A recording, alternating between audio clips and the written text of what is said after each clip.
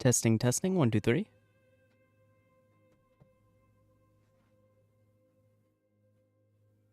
Testing, testing, 1, 2, 3. Okay, I just need to get the screen capture on.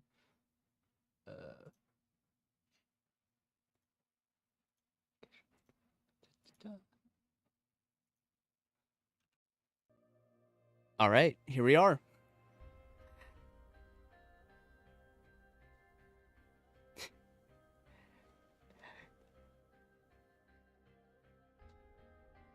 Okay, well, I guess... Well, thank you, Caleb. It's the first time I've actually had someone, be here for the testing moment, so I appreciate the feedback. Hello, everyone. Welcome back. Or, actually, welcome to the first time playing the Kingdom of Rizia Suzerain DLC. Holy shit, I am so excited. So I've never actually played the Kingdom of Rizia DLC. I was actually saving it to play live on stream after my first official Suzerain playthrough, and now it's finished. The last episode went out last week, and it was amazing. Well, Swordland's in the gutter. The country's not recovering from that, but this time with the Kingdom of Rizia DLC for the very first time playing it, let's see if we can save this country's economy and see what we can do here. I have no context for anything that's going to go on except for what happened in Swordland. But yeah, as you can see, I've never beat the story, so very first time. Hello, Mr. Pole, how are you? Okay, well, without further ado, let's begin my very first playthrough of the Kingdom of Rizia DLC, live on stream. You haven't... Wait, what? Wait, that's weird. I have finished the story.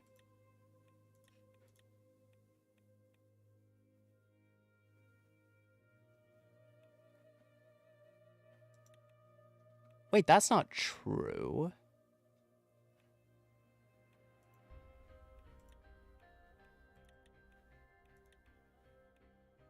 Suzerain... You haven't finished the main story. That's not true at all. I have finished it. I finished it last time.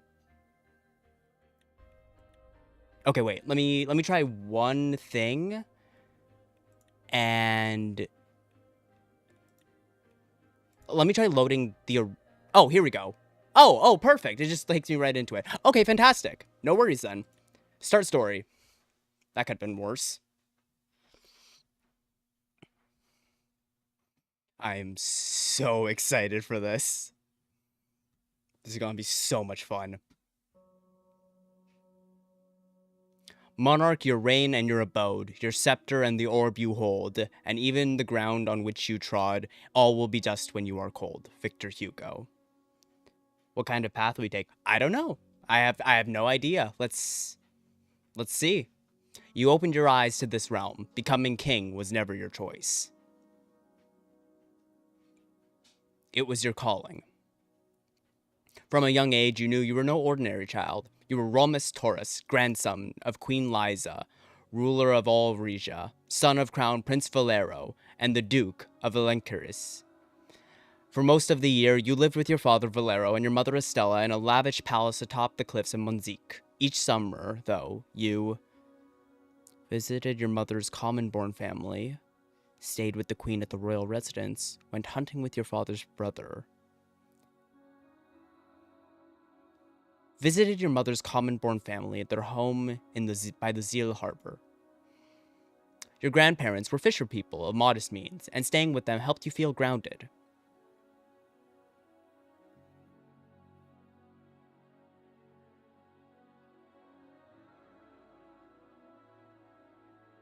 It felt good to have caring relatives. When Queen Liza died, the whole country grieved, but the mourning could only last for so long. There was a new king to crown. You remember two things about King Valero's coronation. The whispers that Hugo, now the Duke of Valencuris, was actually the rightful king, and the shouts of protesters outside the palace gates. Alone with your father after the ceremony, you asked him about the rumors. Your father laughed and told you certain other royals had never approved of him marrying a commoner, but he and Estella were in love, and love conquered all. You believed him. Life in Port Drazon was less exciting than you expected. You were tutored privately and rarely had any contact with non-royals. At the palace, the closest person your age was Pabel, the groundkeeper's son, a quiet but friendly kid who knew about every plant in the palace garden. You quickly became close friends. When you came of age, your father invited you to start sitting in on royal council meetings. You decided that you would love to join. The council members took you under their wing, catching you up on the issues of the day. One of their main concerns was that Pales, a former part of Rizia, that had long belonged to the Empire of Valgos. Now that the Empire had fallen, War Counselor General Tedious Azaro was launching a military campaign to take the newly independent region back.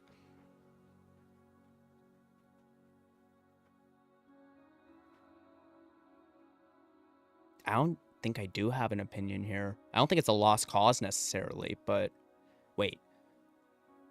Former part of Rizia that had long belonged to the Empire of Valgos. Modern day Vaxland. Yeah, I thought so. I'll be back when the second period for Canada v Germany ends. Thank you so much, Caleb. Good luck to us. I don't know anything about sports. Didn't have an opinion. As you continued to serve on the council, the Reclamation War dragged on. It seemed like an easy victory until your northern neighbor Lesbia got involved, sending weapons and financial aid to Pales. Protests against the war sprouted up around the country.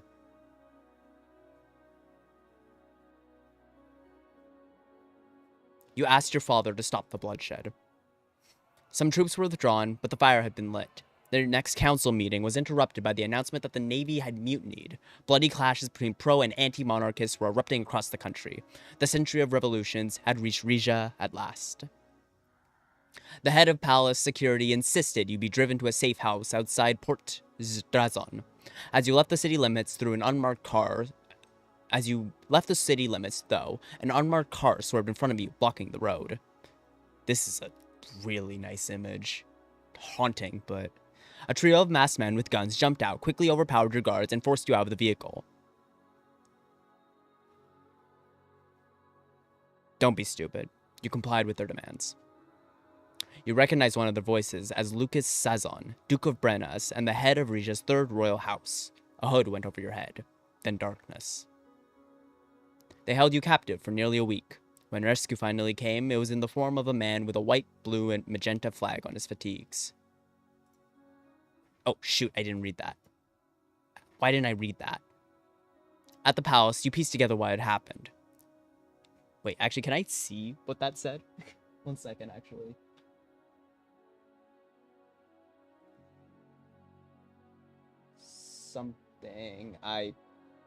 Why is the quality so awful on my phone?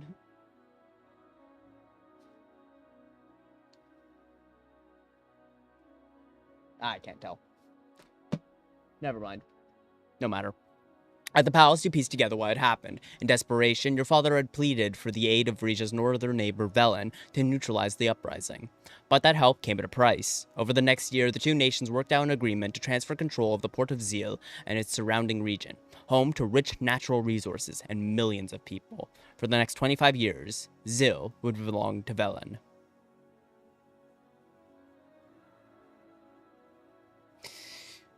Ooh.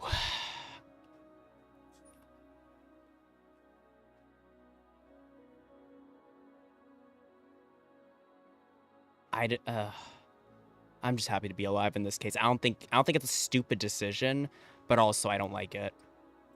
You're just happy to be alive.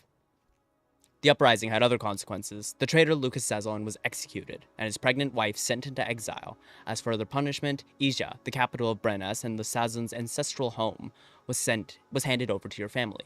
Your uncle Hugo was sent to serve as steward. In turn, you were to take his place as the reigning Duke of Elencaris. At your childhood home in Monkiz, you did your best to help your region rebuild.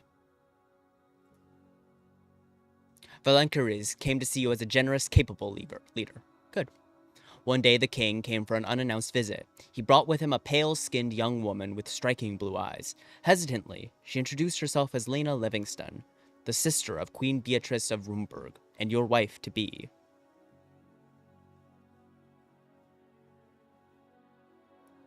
You demanded to know what was going on. I know what's going on, but... King Valero told you had no choice. With Velen descending into civil war, Rizia needed a new ally.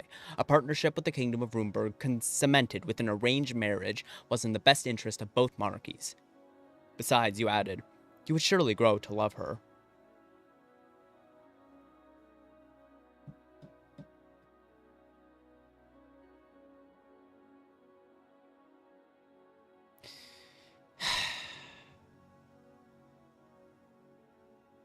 He was wrong. You and Lena went on a few dates, but neither of you felt a spark. I wonder if I said he was right, would this have been a spark? But you and Lena went on a few dates, but neither of you felt a spark. By the time you lifted her veil, you knew the marriage was a sham. For your country's sake, you slept together a few times. One of those resulted in the birth of your daughter Vina. After she was born,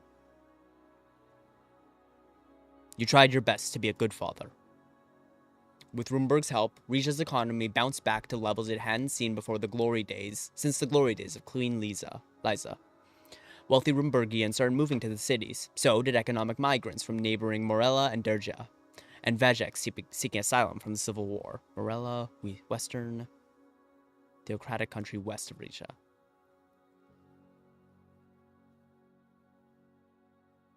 Celebrated Rizia's new diversity. Many of the foreigners ended up in the province of Brenas, where a nationalist movement called the Su Omina began demanding that the king put Rizia above all. Su Omina. As Duke of Rizia, your uncle Hugo turned a blind eye to Su Omina's activities, while his teenage son Ricardus became a vocal supporter. Eventually, Ricardus, better known as Rico, approached you about speaking at one of the group's rallies. You refused. I'm not taking sides with the nationalists. You distanced yourself from the organization and from Rico. Your uncle was displeased, but said nothing. A few years passed. You slowly realized that the uprising had broken something in your father. He began neglecting his duties as he became increasingly preoccupied with threats, both real and imaginary. Outside of the country, he gained a new nickname, Valero the Frail. You found yourself under more and more pressure to make up for your father's shortcomings. Between that and your loveless marriage, you had few sources of joy in your life, except for Vina. For her 10th birthday, she asked you and Lena to take her on a sailing trip. You happily came along. In the middle of the Gulf of Villancris, the weather turned unexpectedly stormy. When the captain tried to turn the boat around, it was hit by a breaking wave and cracked in half. The Coast Guard got to you and your daughter on time, but by the time they pulled Lena out, she was barely breathing. They rushed her to the hospital, but it was too late.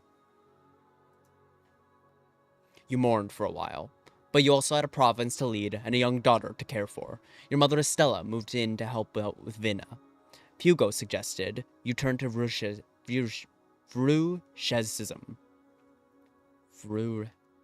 Fruchesism, Rizia's official religion, to cope with your loss. If anything, you became less of a believer. Meanwhile, the situation in the capital worsened. Rizia nationalists continued to protest the loss of zeal and the country's increasing diversity. Rumors spread that an anti-monarchist movement was beginning to grow once more. Your father called Hugo back from Rizia to help keep an eye on his council.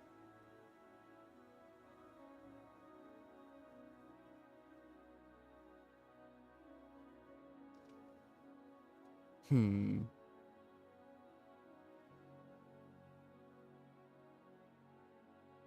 believe that things could be better. Even with Hugo advising him as Grand Vizier, the King Valero seemed powerless to address the escalating tensions. Hugo suggested to the king that you be entrusted with certain responsibilities. Upon agreement from the king and the royal council, you were granted the opportunity to aid as the crown prince. You chose to concentrate on... Ooh, a lot of options here. Enforcing internal security, strengthening the armed forces, increasing gold production and tax collection, enhancing the extraction of oil, coal, and gas, spearheading a public relations campaign to boost national opinion of the royal family. Interesting.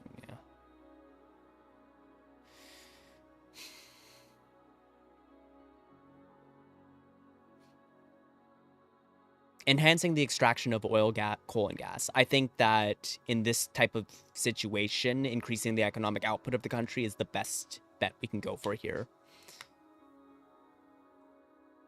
Tax collection is also good, but I think powering the country is more important. Or rather, gold production is good, but tax collection, you know, has some drawbacks to it. But I think extracting oil, coal, and gas is the best move. Outsiders also took notice of the king's decline.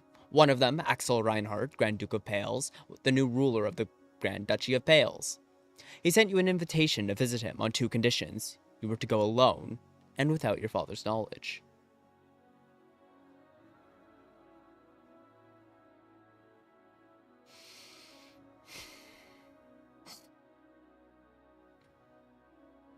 On the one hand, I am suspicious, but he wouldn't kill me in a situation like this. He wouldn't even take me for ransom. That would just be stupid, I think. He wants to strike a deal. You accepted. It was your first time in Pale since childhood. You were surprised at how modern everything seemed now. Duke Reinhardt welcomed you to his palace. He said he was hoping to re-establish relations with Rizia once you became king.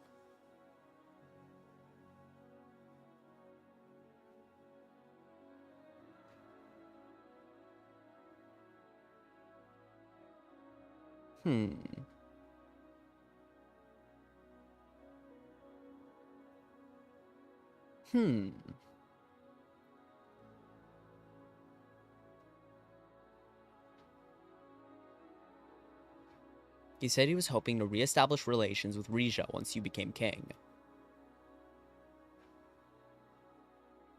Agreed that a thaw between Rizia and Pales could be lucrative on both sides. I'm tempted to go for this, but I don't want to antagonize him. Because, I mean, if we can unify peacefully and everybody's on board with it, that would be best for everybody, I think. But agreed that a thaw could be lucrative. I think that's a good option. The Duke was satisfied with your answer. You spent the next few days getting to know him and the duchy better. Afterwards, you lied to him about where you'd been.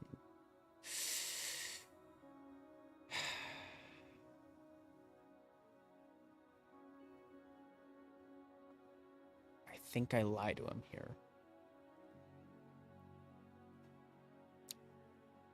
I mean, in the very broad sense that I've seen so far, I do care about my father here, but, like, he can't know. This is a very tense situation, and I can't rely on him at all, really. So I lie about where I've been. A few days later, the king summoned you to the capital for a confrontation. Shit. He'd had his personal security force, the Golden Guard, surveil you in Pales. He accused you of betrayal and ordered you to tell him about your meeting with the Duke.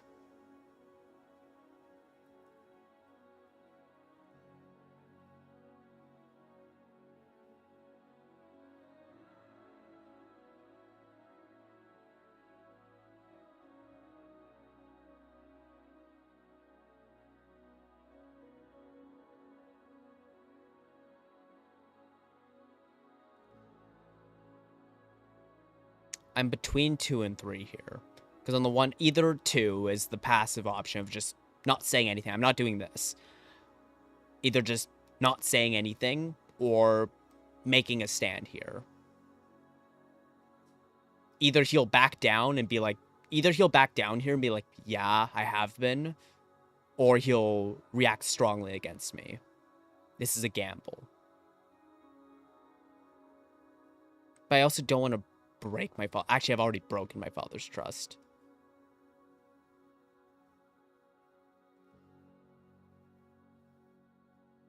Yeah, I'm going to go on the offensive here. It's a risk, but I think it's a necessary one to establish myself. You exploded at him for being an incompetent ruler. As Vina grew into an intelligent, self-reliant young woman, your mother moved from Monkeys back to the capital. She called you one night, her voice shaking. The king was dying. He'd gone straight to bed after dinner. When your mother went in to check on him later, she found him comatose in the bedroom. The doctors suspected a heart attack.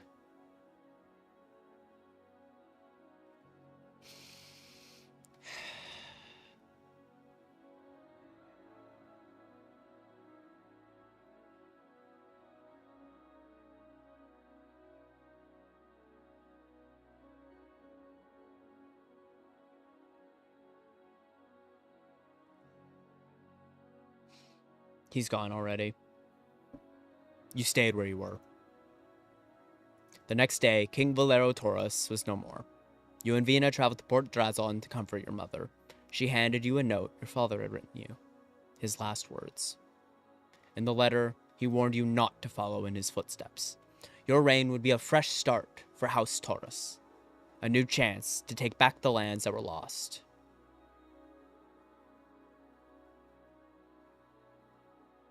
You fought back tears. Only after his funeral, gathered at the palace with your mother and daughter, did the realization begin to dawn on you. From the day you were born, your entire life had been leading to this moment. Now, it was finally here. Chapter 1. King Romus. Alright. This is it.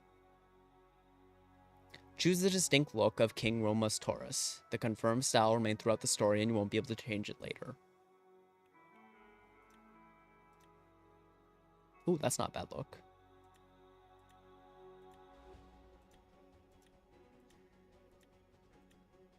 No. That's not bad. Crown, no. The professional's nice.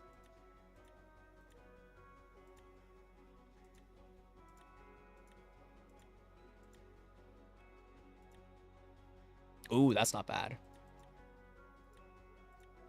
Vixlandian, clean-shaven attire.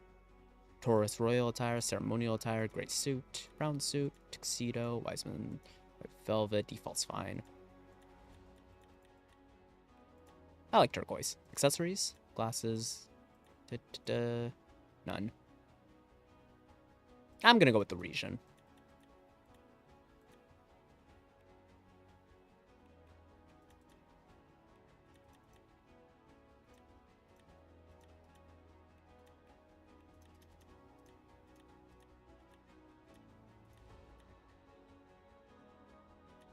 Yeah.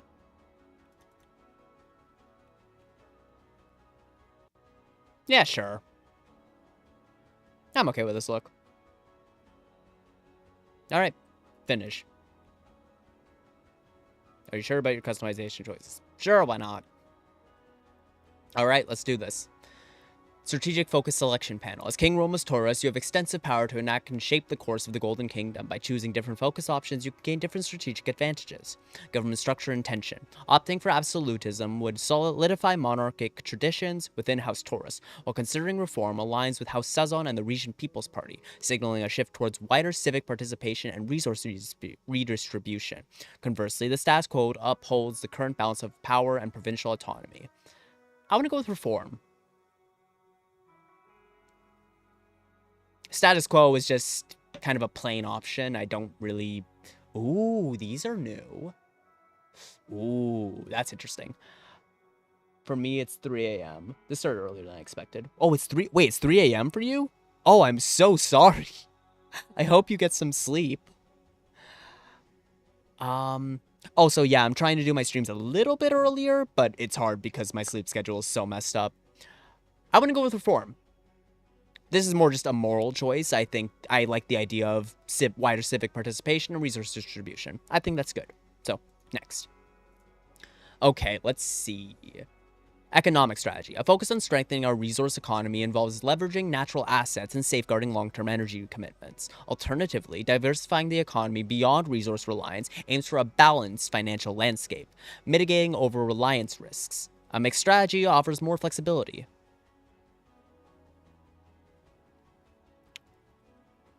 That's very interesting, actually. Originally, I had focused on increasing production of resources. That went so well and sort of like, hey, we're a king now. This is different. I tried my best.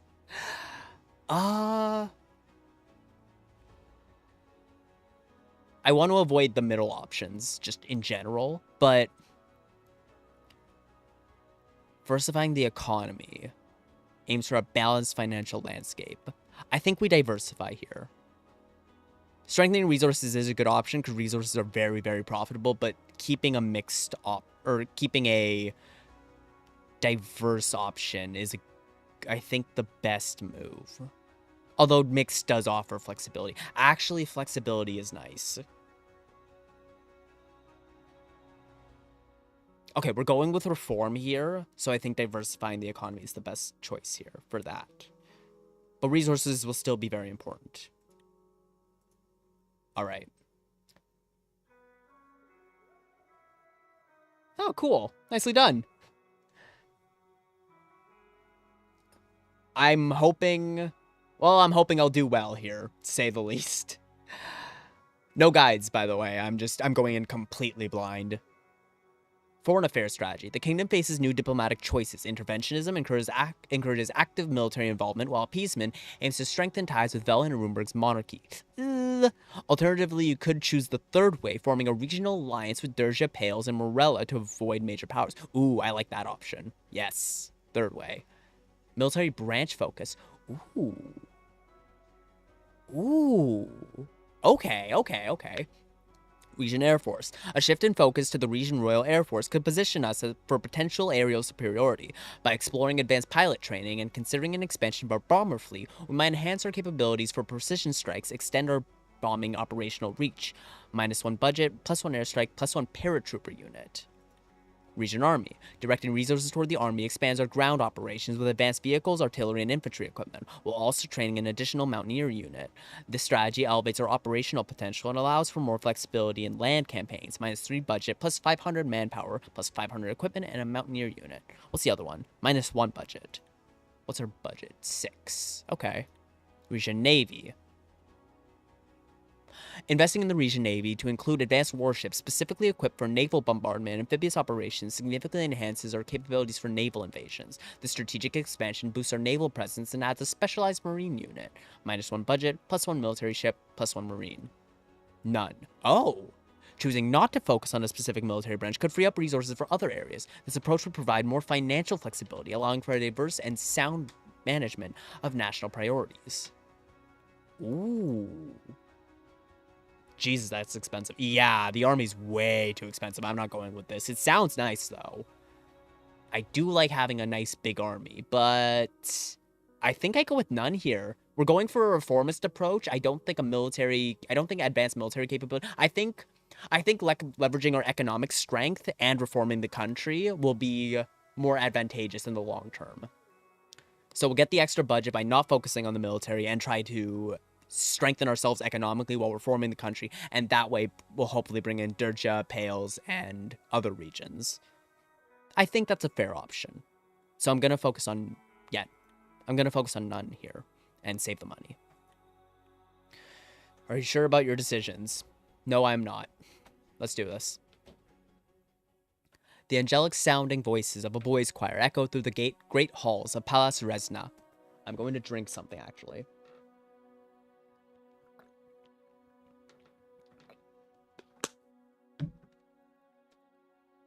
To most regions, this was the grandest room in the grandest building in the entire country. To me, it was just home. I remember wandering between the mosaic-tiled columns as a bored teenager, goofing off with Pavel in the upper gallery as my father met with foreign dignitaries. And of course, this is where I had married Lena. I sat upright in Sila Orica, the gold-plated wooden throne on which all monarchs of Rizia were coronated. The hall before me was filled with nobles, politicians, business magnates, even movie stars. A television crew moved up and down the aisles, broadcasting the ceremony to the region public for the very first time. My mother was sitting in the front row, next to Uncle Hugo. Tradition dictated that, in the absence of a king or queen consort, the seat next to me would be filled by the successor to the throne. Vina plucked at a stray thread in her gown. How are you feeling, father? Ready for the next chapter. My daughter smiled. Me too. I wish mother was the one sitting here, though. The final notes of the coronation hymn, "By His Sword I Live," rang out. An expectant silence filled the hall. It was broken by the sound of shuffling footsteps. The cameras followed by the Grand Wiseman, Sal Ignatius, as he walked slowly down the central aisle, bearing a velvet cushion. He presented it in front of me. On it was the Taurus crown, a black onyx orb, and a scroll containing the words of the royal oath.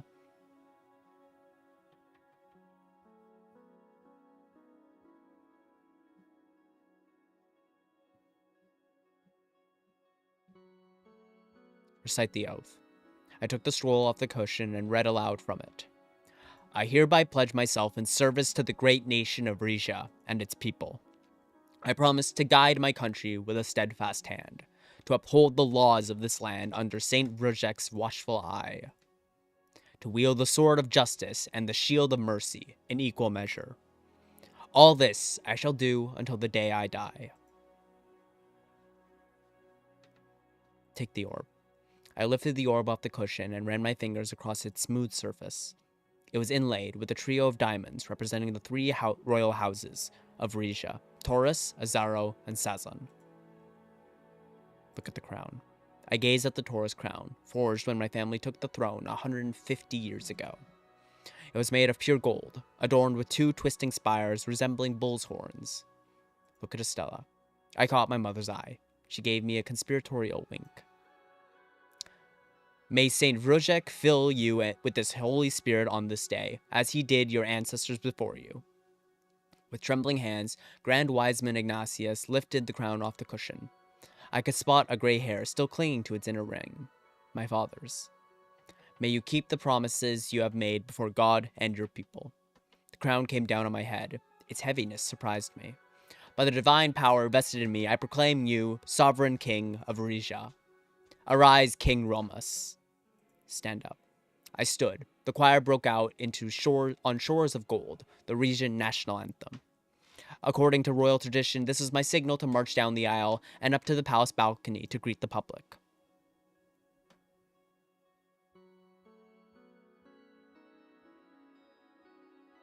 Ooh.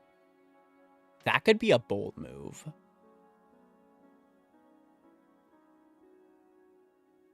Break tradition. I held up my hands for silence. The choir stopped singing. Confused whispers ran through the crowd. Ladies and gentlemen of Rizia. Uncle Hugo had been smiling politely up to this point. His expression now grew serious.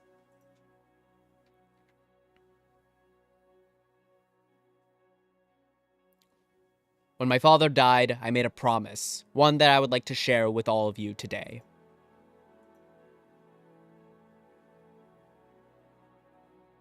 I will succeed where our previous king failed.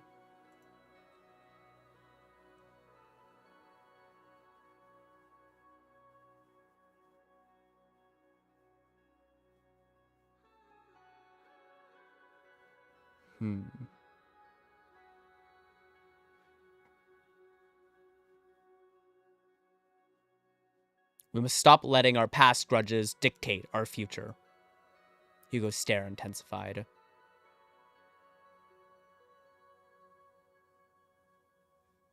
Only when the people of Rizia are given a voice can a new era begin.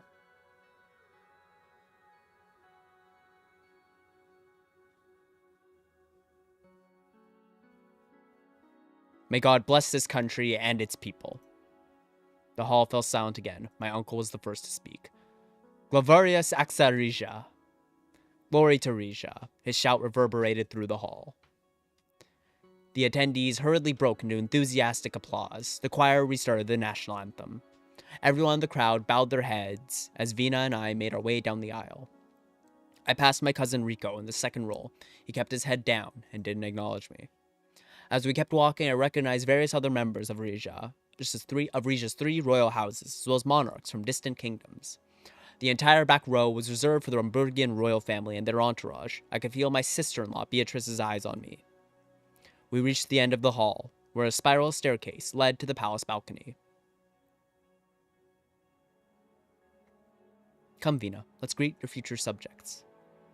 My daughter beamed and put her arm through mine. We walked up and up the stairs until we came to a door. Open it. I stepped out into the hallway. The sunlight was so dazzling, I was almost blinded. When my eyes adjusted, I regarded the scene below me. Thousands and thousands of people were packed onto the palace grounds, some waving the Retian flag, others the House Taurus banner. Just beyond them, at the gates, the police easily held back a small pocket of protesters. I paid little attention to them. I was focused on the noise of the crowd, an overwhelming roar that gradually cohered into a single chant, Salutenas Axa Regu Novus. All hail the new king. All right. We have a lot of work ahead of us. I'll deal with that in a second. All right, what have we got?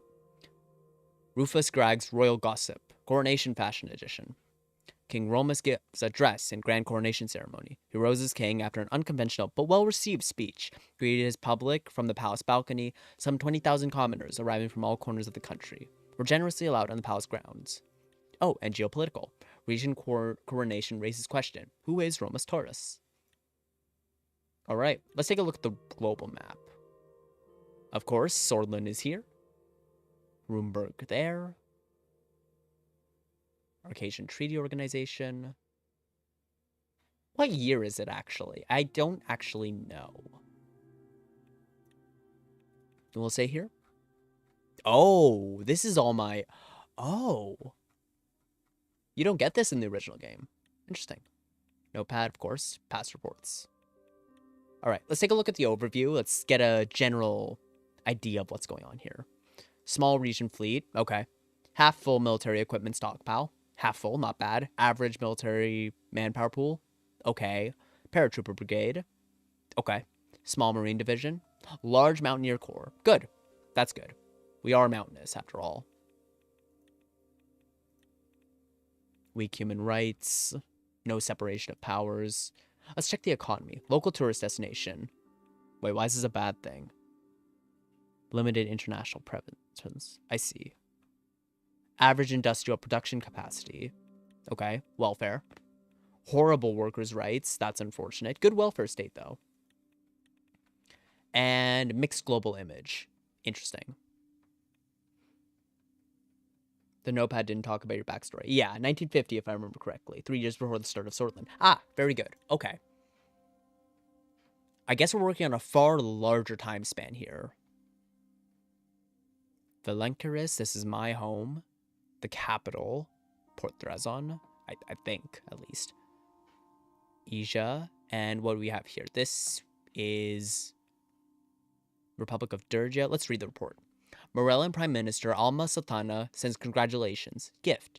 The newly elected Prime Minister Morella reached out to us after our coronation, sending her best wishes and desire to work more closely together, especially on matters regarding the Meftium International Trade Zone. Okay.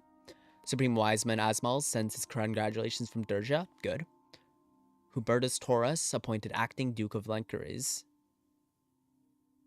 assumed the position if and when Prince Vina is appointed Duchess. In a private message, he sent us assurances that he and his family remain servants of the king. Coronation honored at Camp Domus. To mark her coronation, acting War and Security Council Duchess Lucita Azaro, together with the head of the armed forces, led the military forces in Camp Domus special exercises. Present at festivities, except for the exception of General Tadius, who remains in hospital after a stroke. Okay. Sazlin send congratulations. Queen Beatrice and Grace send formal congratulations. Okay. All right. 8 years. Okay. Well, seems like we have our work cut out for us. Ah, and this is... Okay, here's Velen. And this is the territory of Zir.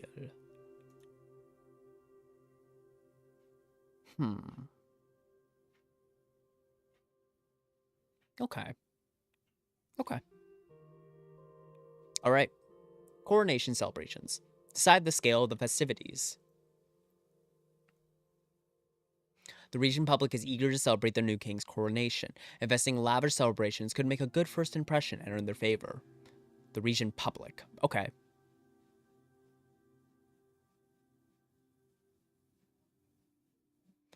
+1 per turn from base income tax. Grace trade. We have a fair bit of extra budget here.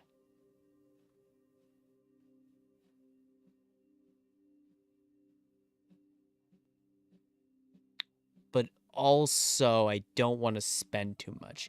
You ever going to be revisiting Inscription? Yes, soon, I hope.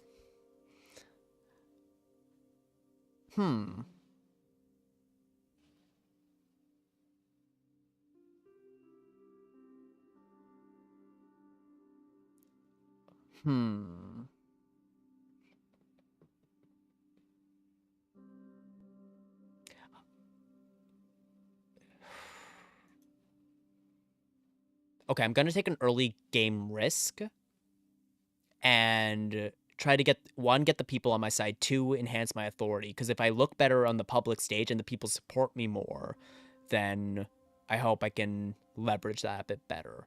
But 2 budget does concern me a bit. Or I just do a small parade.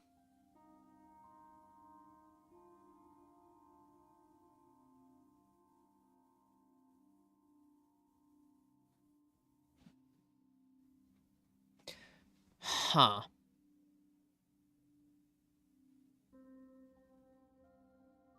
Spend big, spend big. Authority is especially precious. This is a very interesting situation. I do also want to have the money to actually reform the country and don't want to burn it all on banquets and such.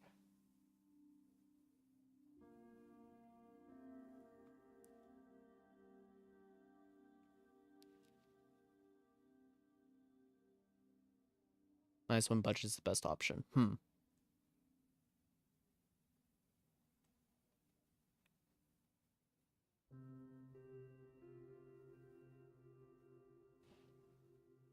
You know what? We save the money on the military specifically to spend it on the people.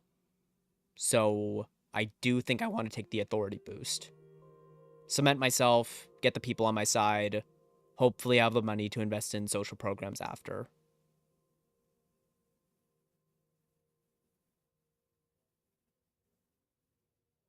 Yeah, parades, banquets, and balls in the city. In all cities. It's either that or a small parade, save the money. Shit. Because I don't want to repeat of Swordland. I don't want to burn all my money. Yeah, alright, we'll do it. Nervous Republic of Durja. Stat increased authority, stat decreased budget. Oh. Lesbia is neutral with us. That's probably for the best. Early morning at Palace Rezna. The morning after my coronation, I was woken up by a knock at the door. It took me a few seconds to remember where I was. The royal bedroom, on the top floor of the residential wing of Palace Rezna, made the one in the tourist palace in Monkeys look shabby. Ornate gold trim covered the walls. I was alone in a bed that could have easily slept 4. The knocking on the door continued. Who is it? The door swung open. Pavel walked in, beaming. After I'd left for Monkeys, my friend had worked his way up to chief butler. It was hard to believe he was now head of my royal household. Rise and shine, your majesty.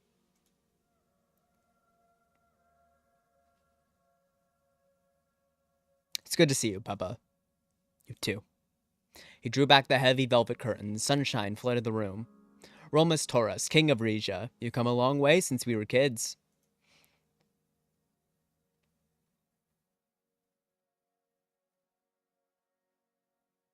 Not really. All I had to do to get this job was wait for my father to die. Pebble's eyes flooded with compassion. I know you two didn't get along by the end, but it's never easy to lose a parent.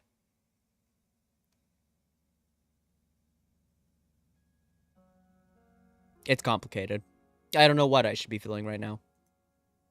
There's no should. You feel what you feel. That's kind response. He opened the doors of my armoire and began pulling out items of clothing. You've quite the packed schedule this morning. Why don't you eat breakfast with the girls while I get your outfits ready? Won't you eat with us? Babel shook his head. I ate in the servants' quarters before coming here. There are hierarchies to be observed now that you're king, I'm afraid.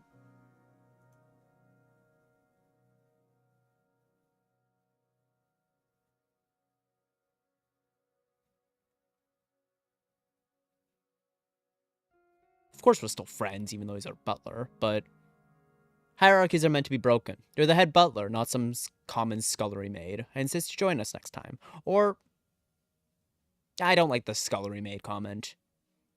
Can you at least stop calling me your majesty? We don't have to be so formal with each other. I can in private. In public, it would be seen as highly disrespectful. I haven't forgotten, though. Bimar valu un ex oxid solu. I recognize the slogan we'd made up as kids. 2 tides rise, one sun sets.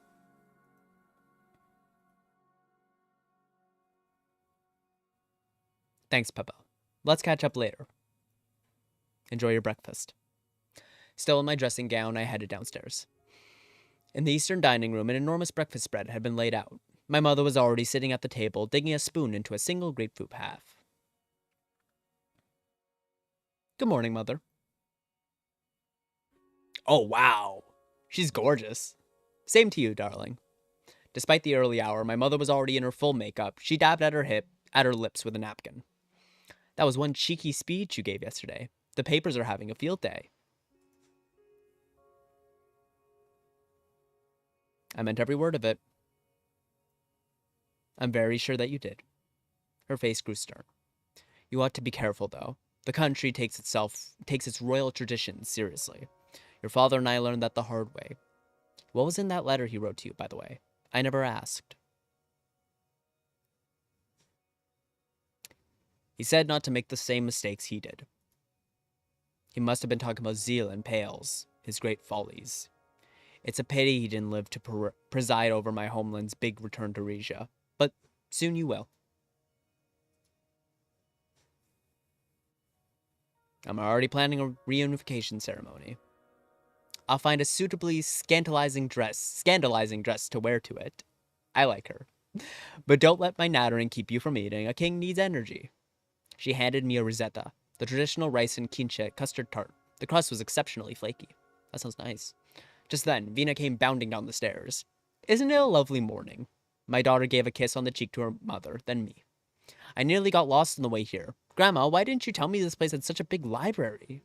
Because I didn't want you holed up in there all the time. A grandmother's got to see her granddaughter every so often, you know? Vina eagerly took a plate and started piling it high with pastries. My mother clicked her tongue disapprovingly. Not too many of those. The sweeter the taste, the wider the waist. Don't you agree, Romus?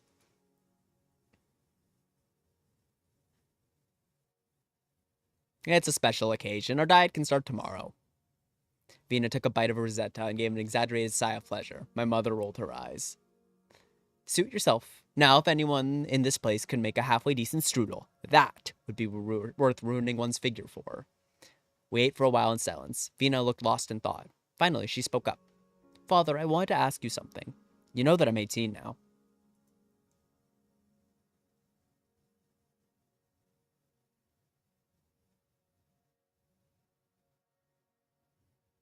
That old. How time flies. Right. Silly of me to think you were keeping track. That's not what I meant. I was thinking I'm old enough to accompany you to your royal council meetings. I hope she was joking. I didn't mean it that way. It's unusual for a female heir to join the council, I know, but didn't you do the same when you were my age?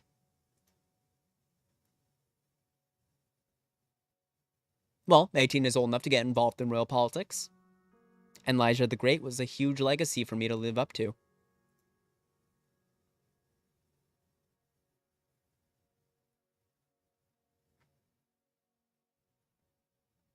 You shouldn't have to worry about living up to anyone's legacy. You're great in your own right.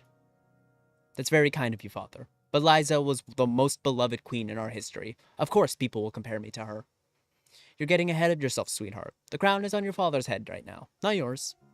She looked at me sharply. And what your father needs is for your lovely little face to be seen at balls and ribbon-cutting ceremonies, not hidden behind council doors.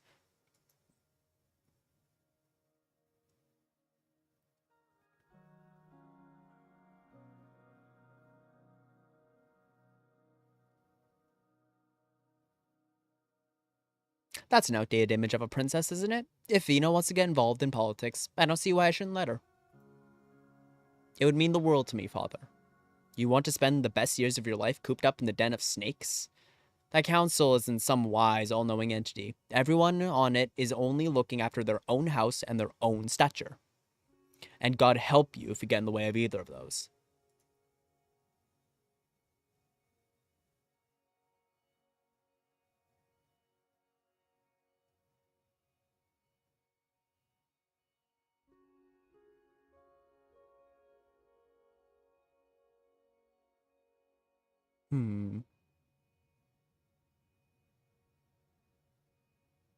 I've always found it odd that we entrust the country's direction to a handful of privileged nobles.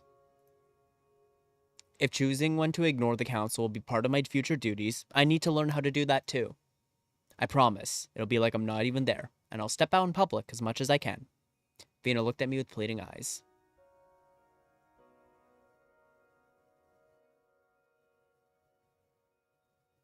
All right, Vina, you can come to the meetings. My daughter's face lit up. Thank you. I can't wait to start. Oh, I better refresh myself on Regent law. She pushed her plate away and dashed back up the stairs. Once she was gone, my mother lit a cigarette. You do realize she'll be nothing but a liability to you in that room.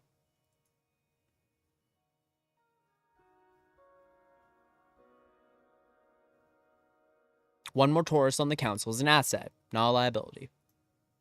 I hope you're right. The clock struck 9:15. The first council meeting was to start soon. I excused myself from the table. As I was leaving the dining room, my mother cleared her throat. He always believed you'd make a good king, you know, even if he didn't always show it.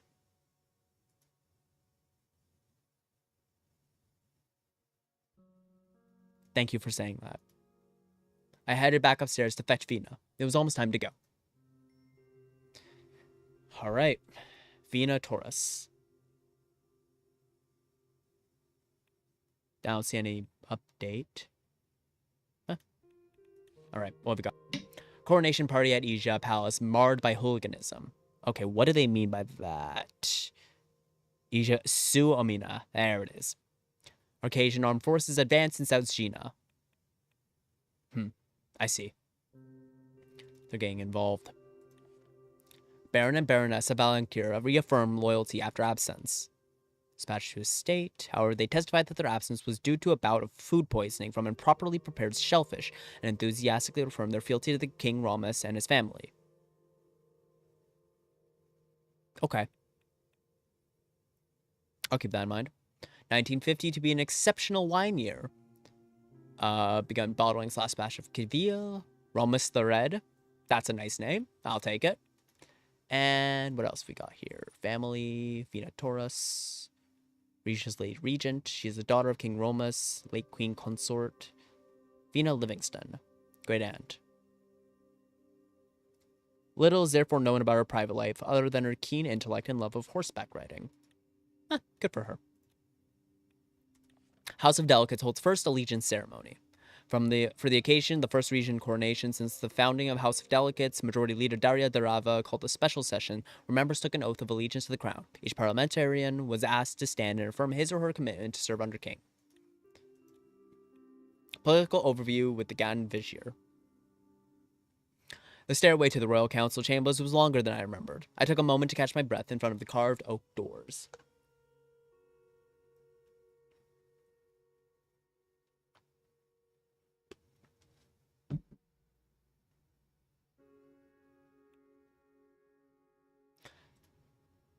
Hurry up, father. It's not very kingly of you to be late.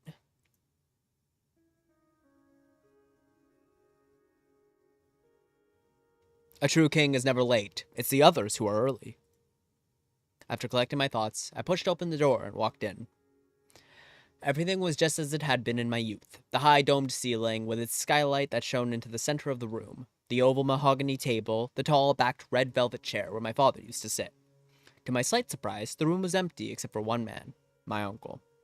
When Hugo saw me, he sprang to his feet. Welcome, Your Majesty.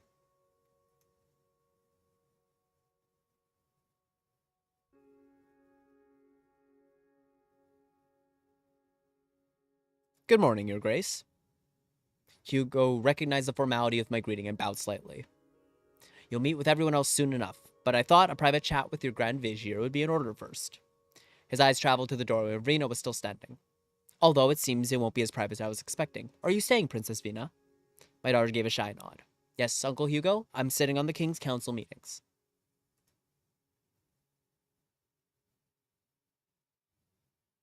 She's going to learn by experience, just like I did. Hugo frowned as he processed this new information, then broke into a little smile. By all means, then, Your Highness. Have a seat. Vina walked over to the table as I made my way to the red velvet chair. Once we were all seated, I turned to my uncle. How have you been? Busy. Managing the royal transition is a full-time job in itself. Between that and the visits to Rico and Asia, I haven't had a day off since the funeral. As I listened to him, my eyes drifted towards the back wall. It was covered in portraits of Rija's previous kings, including a newly painted likeness of my father. My dear brother. I do miss him, but I dare say it's time we had some fresh blood on the throne. As it's been quite some time since you last sat in these chambers, I've prepared an overview for you. Would you like to hear it? Please. As the king, you're both Rija's head of state and commander of its armed forces, as well as the de jure governor of Rija Imperii, Valenkiris, Pale's administrative district, and the island of Kalakabis. Just like your father and grandmother before you, you alone have the power to shape this country by passing royal decrees. As is tradition over hundreds of years, each new ruler has passed the Sovereign Transition Clemency Decree to start their reign. The kingdom will be expecting your decree very soon.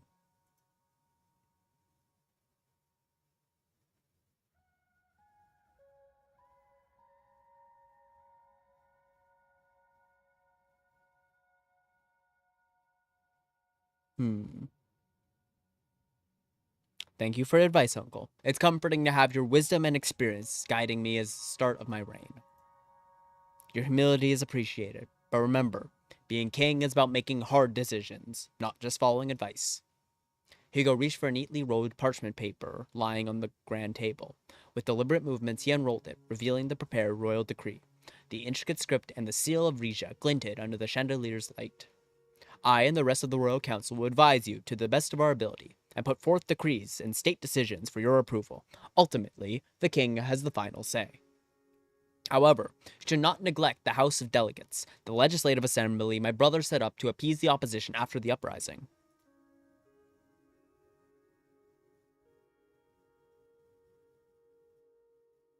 Yes, that was one of his better ideas. I thought so as well. It gave Rija the appearance of a constitutional democracy, while keeping power firmly in the hands of the king. That's not what I meant, but okay. His Majesty Valero presided over the last elections in 1949. His Rijan National Coalition secured a House majority, as always. Wait, I want to quickly check up. Oops, I want to quickly check out this. Majority Party in the House of Delegates, Legislative Party, Daria Darava. Oh, yes, I remember her from the Discord. Party has also played a pivotal role in shaping education and cultural narratives, promoting a version of Rijan history that lionized the nobility. I see. They propose decrees and issue official approvals or disapprovals of the laws passed by you and the council. As Grand Vizier, it's tradition for me to attend the sessions and pass any relevant information on to you.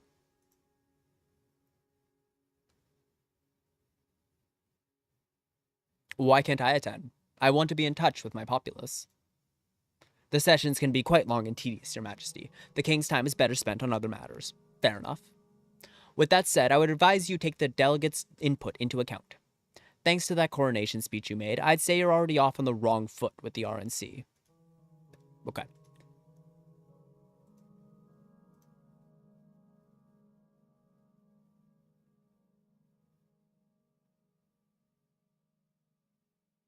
Do the delegates really represent the will of the people, or is there just that of the nobility?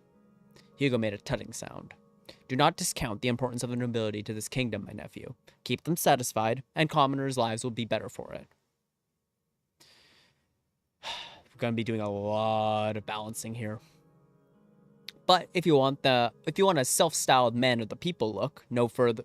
If you want a self-styled man of the people, look no further than the opposition. More specifically to their new leader, Manus Sazon. Hugo scanned my face closely as he spoke the name. The opposition elected a Sazon. Not just any Sazon.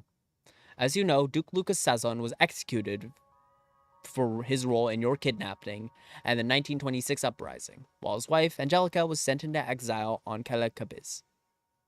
While she remains under strict orders not to leave the island, no such restrictions were placed on the son she gave birth to shortly after her arrival. He opened a folder and took out a picture of a clean-cut young man. Vina leaned forward to peer at it. Upon finishing his studies in Cairo, Manus returned to the mainland and proceeded to win the largest supporter base of any opposition leader we've seen thus far. His promises to give a voice to the common man seemed to be resonating with the populace. Part of it, at least.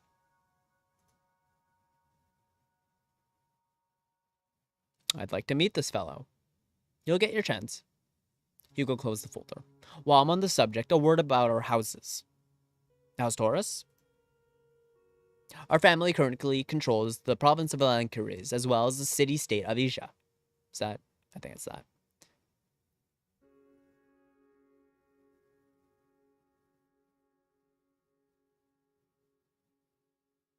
What's really going on in Asia? Has Rico been well received as Duke? Hugo's face hardened. Asia has been difficult since the Sazon Rebellion, even more so now that the native regions are in danger of being crowded out by migrants. He spat out the last word with some distaste. Considering the circumstances, I believe my son is doing just fine.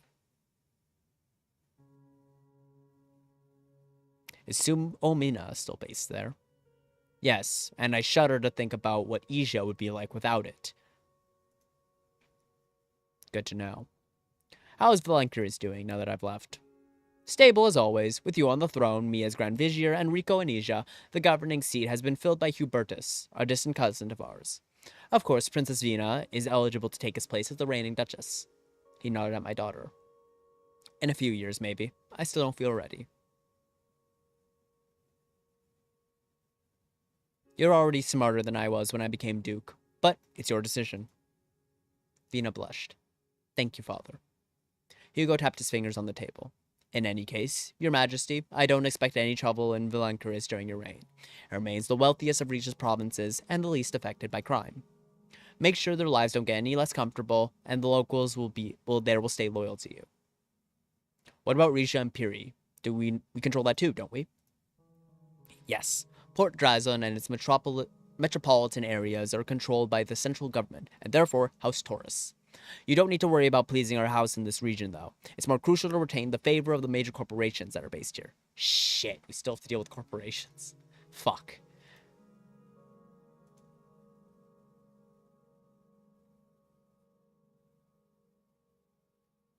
Understood. If our economy takes a hit, another uprising won't be far. Precisely. The Pales Administrative District is also under the jurisdiction of Rija and Piri, and since we won it back in the Reclamation War. Got it. That's all. Hugo nodded approvingly. As for the other houses. House Sazon? Yes, aside from Asia, which is now under Rico's governance, all of Brennas is still in their territory. The nobles there swore fealty to the crown in exchange for keeping a hold on their cities and their estates. But the return of Angelica's boy could test that loyalty. He is their rightful duke after all, even if he does not admit it.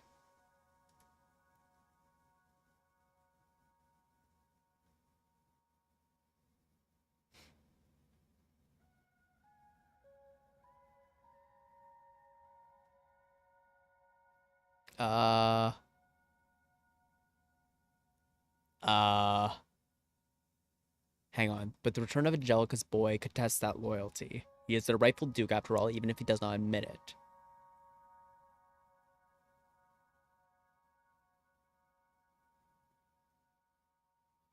He cannot be a duke and claim to represent democratic values at the same time. A contradiction, isn't it?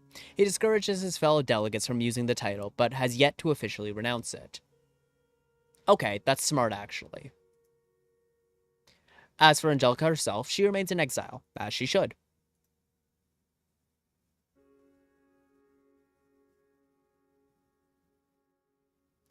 If Angelica is in exile and Menos has not laid claim to the duke position, who's officially in charge of Brennas now? Hugo checked his notes. A lesser relation by the name of Leona. She reigns from Salabas. Okay. But it is Manos and Angelica and the rest of the Sazons take their cues from.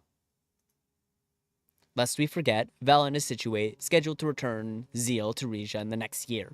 The Sazons expect the region to become part of their province, as it was before the uprising.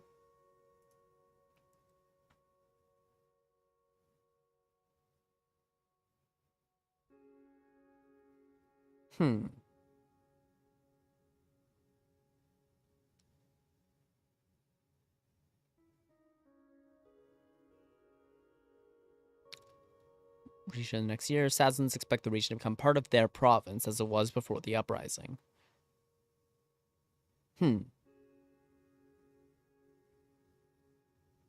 The power balance between the houses is fragile enough. Adding so much land to Brannos would upset it beyond repair.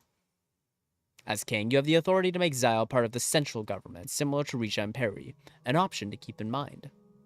Okay. And finally, House Cesaro? Precisely. The rules of Cardes Monteclar and the stewards of the region military. You must be aware that their patriarch Thaddeus poor health. Thaddeus's poor health. The general suffered a stroke just prior to King Valero's death. Yes, a shame I never got to know him. His daughter Lucita, Duchess of Monteclar, was selected to take his place as War and Security Counselor. You'll meet her later today. You should also know that factions within her province have begun calling for the return of Pales. Again.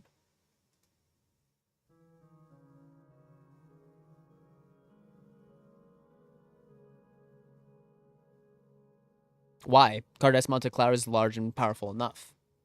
No matter your feelings on the subject, I advise you to take the house's concerns seriously. Hugo glanced at the clock. Well, I hope that was helpful. One more thing. As you're aware, a few years before your father's death, he reinstated the Golden Guard. Right, the personal security of my father. And where are they now? Here, sir. Ready and able. For the first time, I noticed the man standing in the corner of the room. He was wearing a tight-fitting gold blazer that barely concealed his muscular physique. Meet Titus Gordian, captain of the Golden Guard. He and his men have been keeping a close watch on you since the coronation. I'm pleased to meet you, Captain Gordian. Call me Titus, sir. Titus and his dozen men have been trained in the upper echelons of Rizia's military elite and police academies. Each have sworn an oath to protect the king and his family at all costs.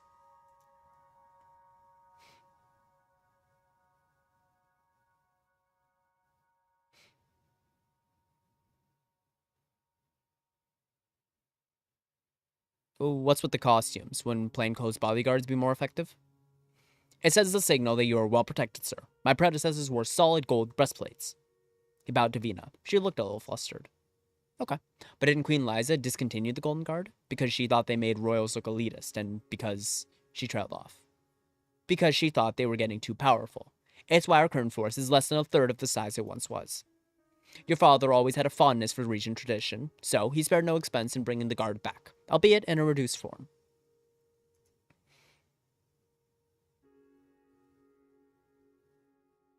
It humbles me to be worthy of such an elite unit's protection. The humility is all mine, sir. Thank you, Titus. You may wait outside the chambers until the meeting's conclusion. Titus nodded and swiftly left the room. Noon already. Shall we and the young heiress break for a glass of wine before the council convenes this afternoon? Gladly. We still have much to catch up on. I think your father kept a store of vintage Cantuavo in one of these cabinets. Thank you for your invitation, Uncle Hugo. He turned to look my daughter in the eye. One intelligent and well-mannered young woman. You've grown up to be, Your Highness. I know how overwhelming the capital can seem compared to monkeys. If you ever have any questions, don't be afraid to come to me. Vina smiled politely. That's very kind of you, Uncle Hugo.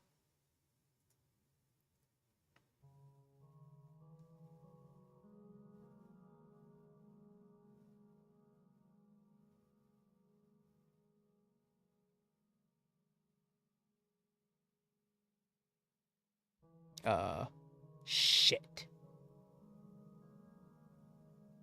I don't necessarily want to say listen to him, because clearly we have some political disagreements.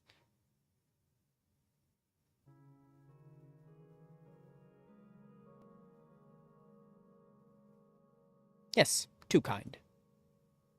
Pardon my forwardness. I'm simply excited to have the family together again. Okay, that was a fine response. Vina finished jotting down some notes as Hugo went searching for the line. Okay. Okay. Let's see. Oh, this is the next choice. Oh. Can I come back to this? I think I'll come back to this. Yeah, we'll get back to that. Let's see. Nelvisar oil field on verge of depletion. Ooh, that's not good. Imminent depletion probably calls for increased investment in alternative energy sources and reevaluation of Rizia's long-term strategy. Okay. Unveiling the legacy of Reginate Empire. Resident Empire, extensive layout, grandiose architecture, golden era popular prosperity. Coal deposits suspected to have us. Okay. Notified us about the potential significant coal deposits, sparking interest for further exploration. Ascertain the extent and economic viability. Okay. I think we're off to a good start. Why? He seems nice. He seemed to be a bit too friendly with too amicable to Suomina, and that troubles me a bit. I don't trust nationalists in any capacity. In a press conference given at Region Royal Gold Headquarters, Port Drazon, CEO Russello Montoro spoke out against the mining safety regulations proposed by the recently elected Morellan PM. Listen, I have nothing respect for Madam Prime Minister over there. Mr. Montoro, who prefers the name Rusty, told reporters, but she's gone too big for her britches if she thinks she can tell our hard-working miners how to do their job. How to do their job? Spoke against the mining safety regulations. Okay, so he's anti-worker here. Point blank. I think it's... Why? They're completely non-corrupt in Swordland. I think they could be very trustworthy allies. Thank you, Zargos. Introductory briefing from the Royal Council. Wait, what about that decree thing?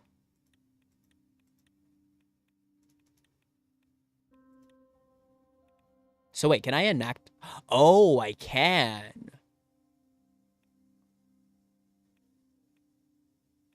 Approves, approves, neutral, neutral.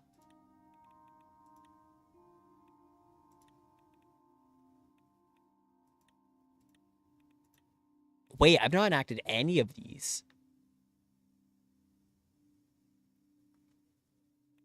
Huh. Interesting.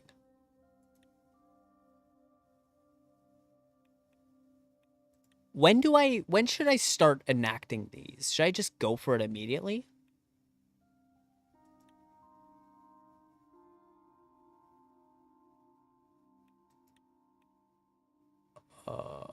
At the end of turn. Okay. Okay, good to know.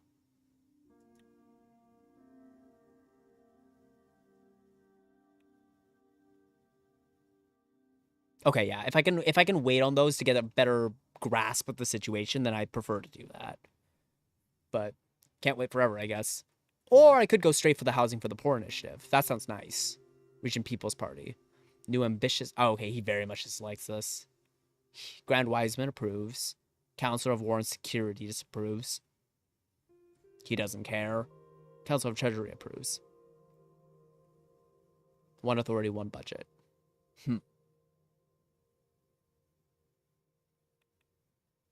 Believe me, when I first reached a run, I signed every decree I got and lost all authority and budget. Okay.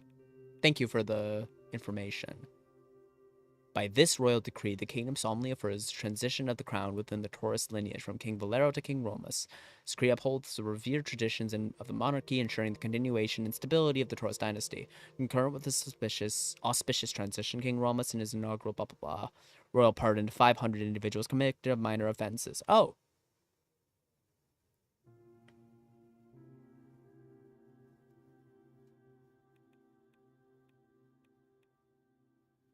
I could do this.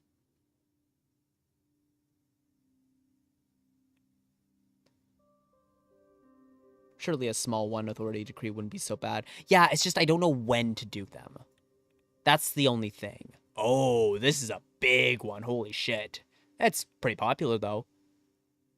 Okay, I'm gonna wait. Getting ahead of myself. Introductory briefing from the Royal Council. There's a money thing. That means I, figure out the situation. It was late afternoon when Vina and I headed back to the chambers for the first council meeting.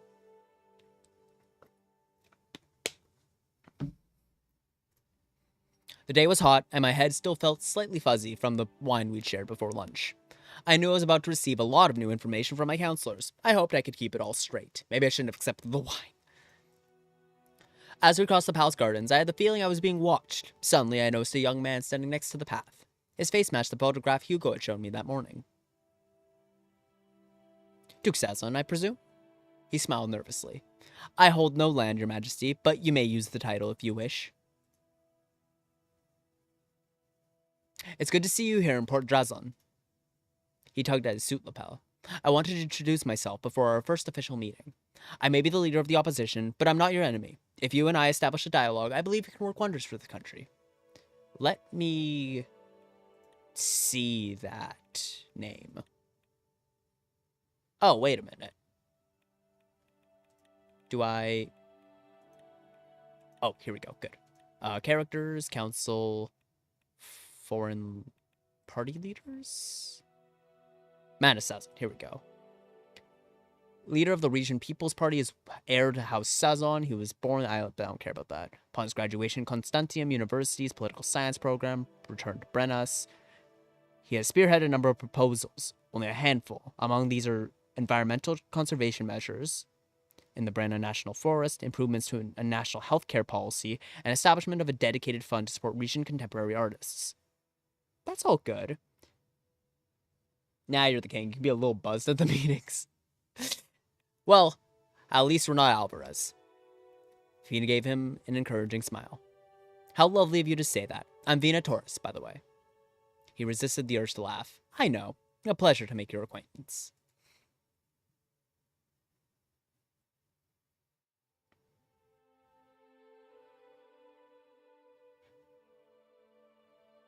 I wish we could stay and talk, but the princess and I must be going.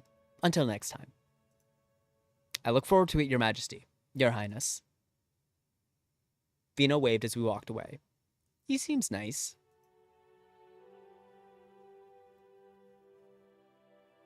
He's friendlier than I expected. I could imagine working together. We continued towards the council chambers. Oddly enough, I still felt like someone had their eyes on us. I hope it's our guard. I looked back for just long enough to see a flash of gold. Titus, of course.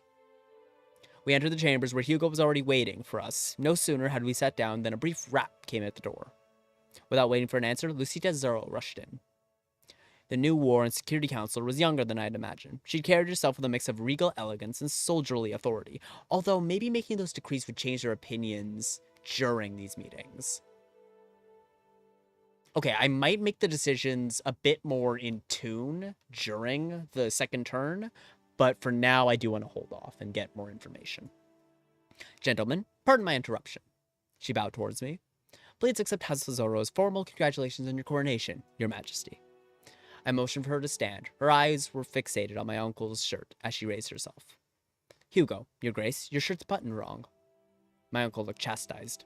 Oh, hello, Princess Vina. Your Majesty, may I ask what your daughter is doing here?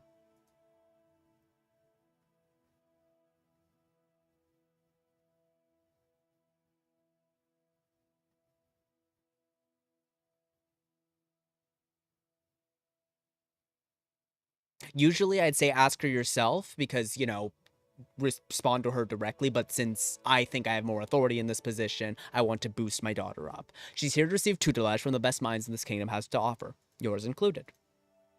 I'm flattered. She gave Vina a broad smile.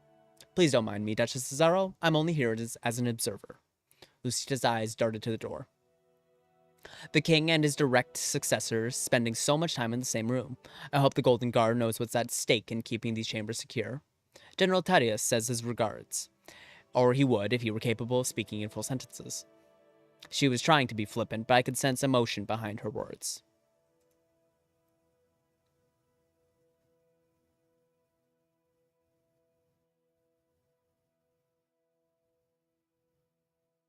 This must be a difficult time for you. Let me know if there's anything I can do. I don't think she'll necessarily receive this well, just on account of her being very formal, but I want her to know that. The corners of her mouth twitched downward. Yeah, I thought so. This is what I expected. And I'm okay with that response, because this is what I expected. I'm not a porcelain doll, Your Majesty. My ability to perform my duties is in no way compromised. That tells me a lot. Good to know. The others should be right behind me. It establishes a certain tone, and even though she rejected that tone, that's good information to have. As if on cue, I heard voices of Elena Werner and Lorento Esquivel, my treasurer and the Counselor of Foreign Affairs. For das sake, Lorento, you don't need to hold the door open for me every single time. I'm not as fragile as I look. I keep telling you, how could I allow the door to close on such a gorgeous face? I remember their flirtatious routine from my days in my father's council. Nobody knew whether the two of them actually had an affair. On seeing me, they dropped the act and assumed a look of deference. Laurento smoothly removed his fedora, revealing a well-oiled mane of gray hair. Your Majesty, it's a pleasure and an honor to be in this same room with you once more. Elena nodded. Her businesslike demeanor briefly softened as she looked at me. I must say, it makes me proud to see you in that seat. Between your time on this council and the fine work you did in Valencuris, I can't think of a better man for the position.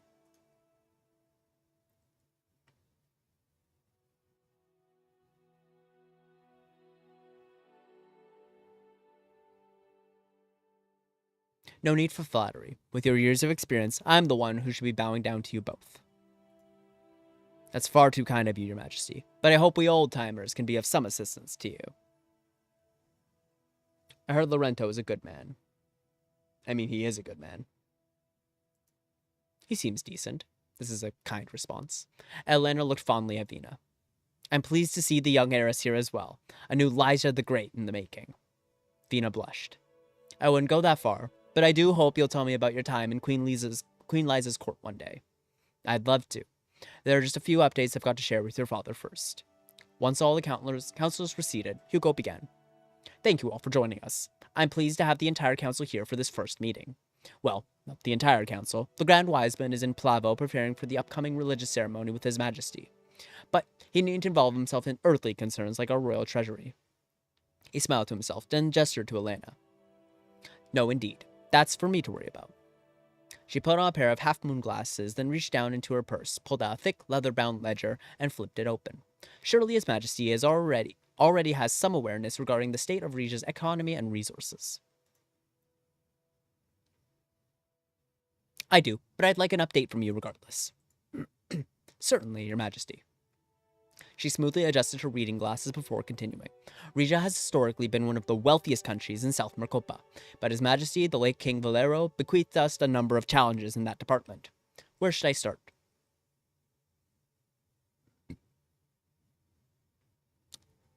Tell me about our government budget. It's healthy, Your Majesty. Since we began trading with Rumburg, we've been running a surplus. It's not as high as it used to be, but I think we should put it to work. All glory to the late Valero, but he had certain prudence about spending government funds. Even when doing so would have made Rija far richer in the long run.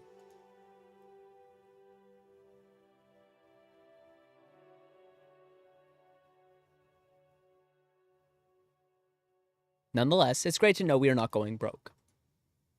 With that said, our budget will need more padding if we want to complete the slate of military modernization measures I have in mind. Oh boy, I don't know about that one. Elena pursed her lips. With all due respect, Duchess Cesaro, I'm not sure the military is the king's #1 focus.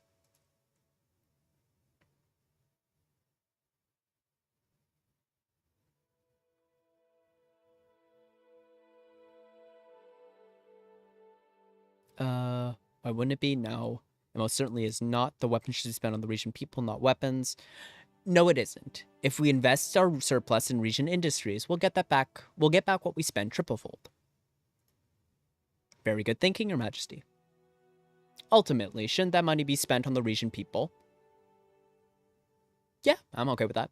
Think the advances we were able to make during the Lyja era due to the Queen's investments in citizen welfare. You'll recall her famous quote, "True prosperity is not defined by the amount of gold in our coffers, but by the health and happiness of each soul within our borders."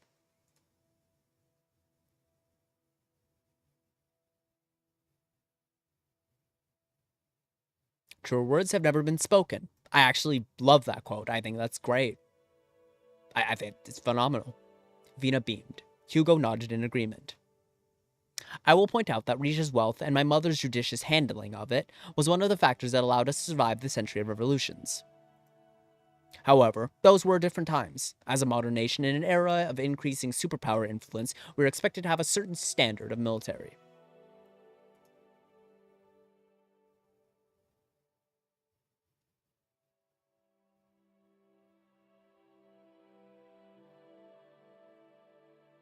Hmm.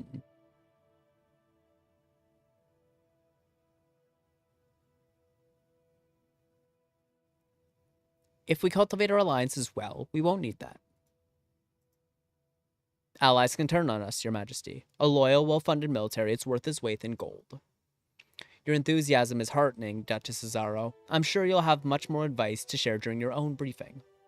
Any further questions, Your Majesty? What's been going on with our gold industry? Well, Your Majesty, gold is still the backbone of the region economy, though production has declined as our reserves begin to exhaust themselves. We have a number of active mines within the country operated by the Region Royal Gold Corporation. She and Hugo exchanged glances. And unfortunately, we cannot talk about Region Royal Gold without talking about CEO.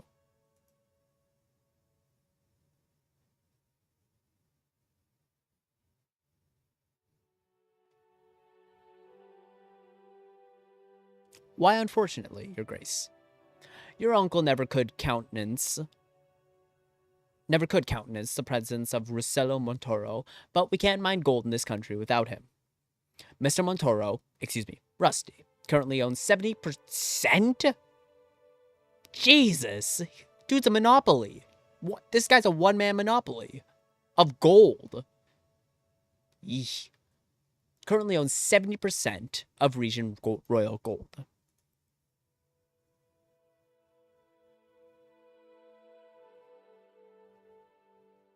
As much as I respect Rusty, I believe we royals should be in charge of our own gold mines. I do believe that. That will be difficult, Your Majesty. He looked at Elena. Rusty's first move after taking over the company was to sue your father's government for loss of revenue connected to the Zal handover. Of course he did. After a very lengthy back and forth, it was agreed that the kingdom's share in Region Royal Gold be decreased from 45% to 30%. Stick the SSP on Rusty, thinking about it.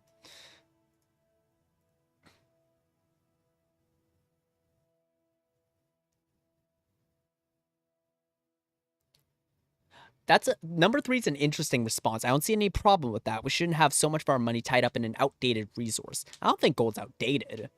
Certainly not in the 1950s of all times. I mean, obviously it's not that useful of a material, but if we can sell the gold, we should sell the gold.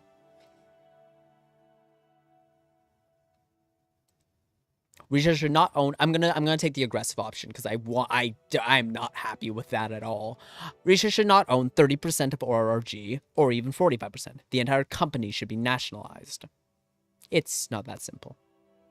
The patent for RRG's proprietary mining technology was filed in Ventry City, Arcasia, and most of its financial assets are kept in Kairut. That does complicate things. In other words, attempting to nationalize the company without Mr. Montoro's express approval would strip it of its value. She adjusted her glasses before continuing. RRG may control mining within Rizia, but the royal government has a direct stakeholder in the Meftium International Trade Zone. She unrolled a map on the table and pointed to a region east of Morella. The double blow of losing our mines in Zeal and 15% of our RRG stake has made us quite reliant on the gold from the MITZ. Lorento stroked his mustache. It was established shortly before you joined the Royal Council, was it not, Elena? I heard the negotiations between Rizia, Vagzan, Lesbia, and Morella took over a year.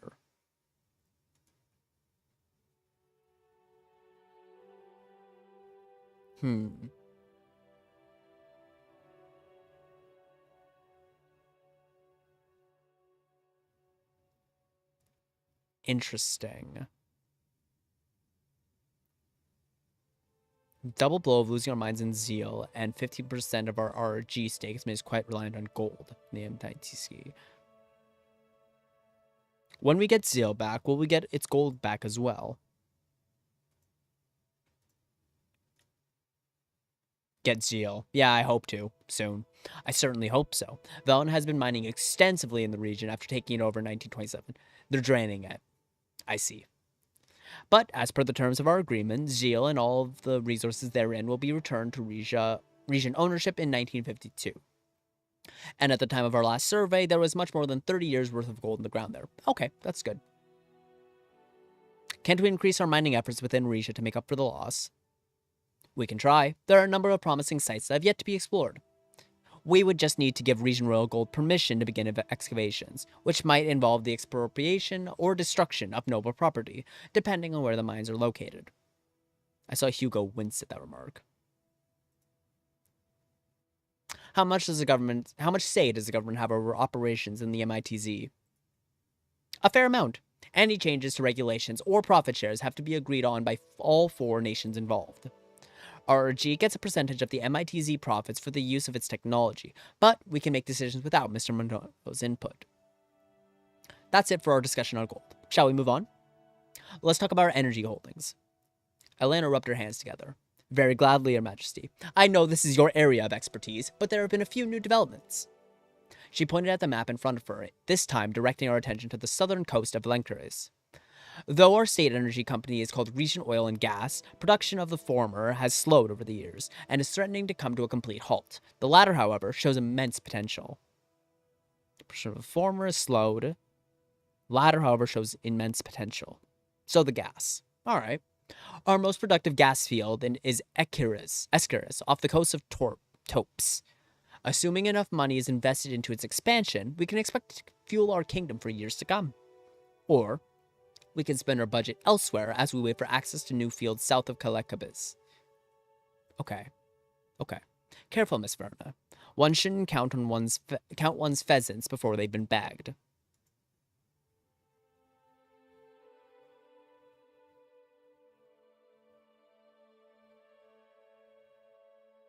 Off the coast of Topes, assuming enough money is invested into expansion. Or we can spend our budget elsewhere as we wait for access to new fields south of Kalekabis.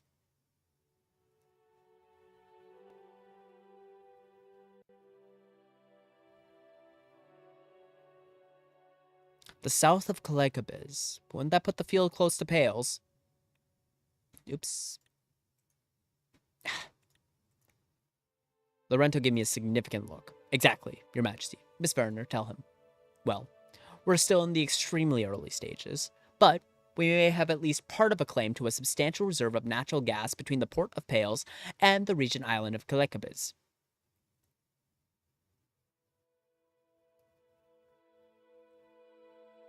We should proceed very carefully with this. We don't want a gas dispute on our hands. Wise words, Your Majesty. Our researchers have been investigating the field's size and borders. Once those are known, it'll be easy to determine ownership. It's never easy when it comes to stuff drilled out of the ground, I'll tell you that much. Of course, we are liaising extremely close with Pales to avoid misunderstandings. As we should. Nobody wants a repeat of the last conflict.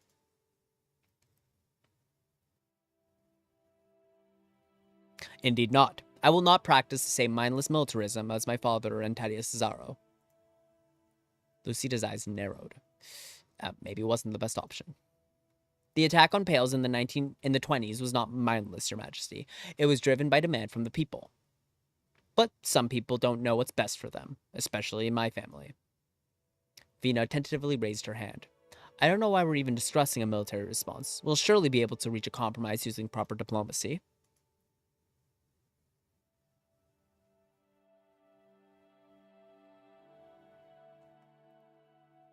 You're right, Vina. Duchess Cesaro, save the military talk for your own briefing.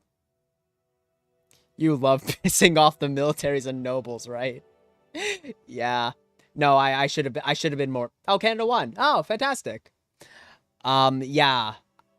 I'm trying to be diplomatic. I'm not choosing these like intentionally to antagonize, but this seemed like a pretty, I mean, okay, maybe I should have been a bit more careful with that one, but the other options were dismissive of Vina, so I didn't like them.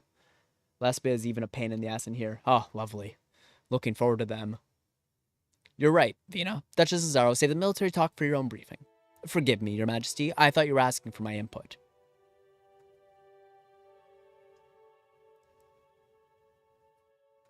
Did I? I don't think I did. I don't think I did. Elena gently cut in. We should save this discussion for if and when we know more about the gas field in question. For now, are there any other questions? Yes, how much of our revenue comes from taxes? Historically, our resource-based economy has allowed us to have some of the lowest tax rates on the continent. It's been a real boon for businesses. The central government does collect a flat income tax of 10%. This is mostly paid by workers, since nobles have no income to speak of.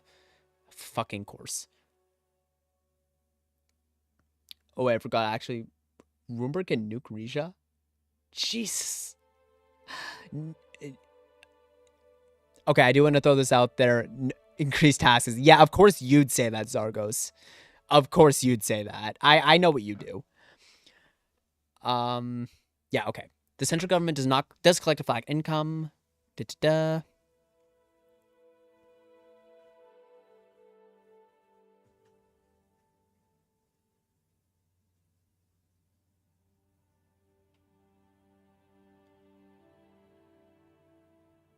Three or four. And you, wow, no need to rub it in, Zargos. I'm between 3 and 4. Because estate or inheritance taxes could really get a lot of money off of them. Could we generate extra revenue by introducing estate or inheritance taxes? We definitely could, Your Majesty. I do happen to think that taxing wealthy nobles makes more sense than taxing the workers who generate said wealth. Okay, I agree. On the other hand, the current tax code was proposed by the House of Delegates and agreed on by your father. It might not be easy to change it. Nor should we. Taxing nobles would be an attack on the very backbone of Regent society. The workers are the backbone of every society. You can put that on my grave. Yes, our family's investments power half the businesses in this country. Why should we be forced to pay double? Because you're not doing anything. Tax the poor, and the rich, and everyone in between. In my run, I managed to keep myself in graces. Very clever. And have good relations with everybody except Lesbia. I agree with fuck Lesbia. I also agree with fuck Lesbia, even though I traded with them that last time. Let's see. But nobles only got the money from those investments by siphoning from the hard-working commoners. Isn't our responsibility to break the cycle somehow? Jeez, I don't want to go all... I don't want to be fully antagonistic here. You have a point. We shouldn't disincentivize families like yours from supporting region's economy.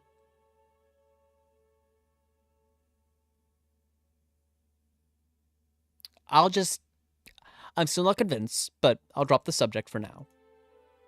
Very well, Your Majesty. For the record, I'm not convinced either. In terms of our province's individual contributions, the GDP in Valencaris is off the charts thanks to the wine, gas, and tourism industries. Brenas is still suffering the effects of the loss of Ija and Gilles. However, it's made advances in shipping and agriculture alongside its gold mines. Very good. The manufacturing concerns of Cardas and Monteclair are doing very well, to the point that business councils are complaining about an imminent shortage of skilled workers. So education is on the table. Okay. Good to know. A shortage of region workers, Elena. Those vacancies could easily be filled with migrants from Velen and Durja. Also true. That is a slippery slope, Mr. Esquivel. Are you familiar with Rija's two-tier employment system, Your Majesty? Please explain it to me. After the Velen Civil War, we began granting labor hand visas to Vejik migrants and a small number of Durjans. Oh my.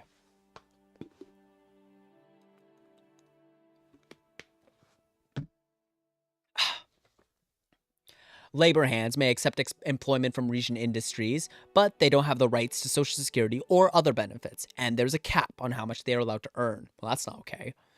They now make up most of our blue-collar workforce, with higher-paid jobs held by native regions, as well as smaller numbers of lesbians, Vaxlandians, and Rumburgians. So they're obviously the larger, more powerful nations are given priority. Classy. Higher-paid jobs, yep. The program did wonders for the economy when King Valero initiated it, but as a result, we now have millions of workers in this country who are being treated like second-class citizens.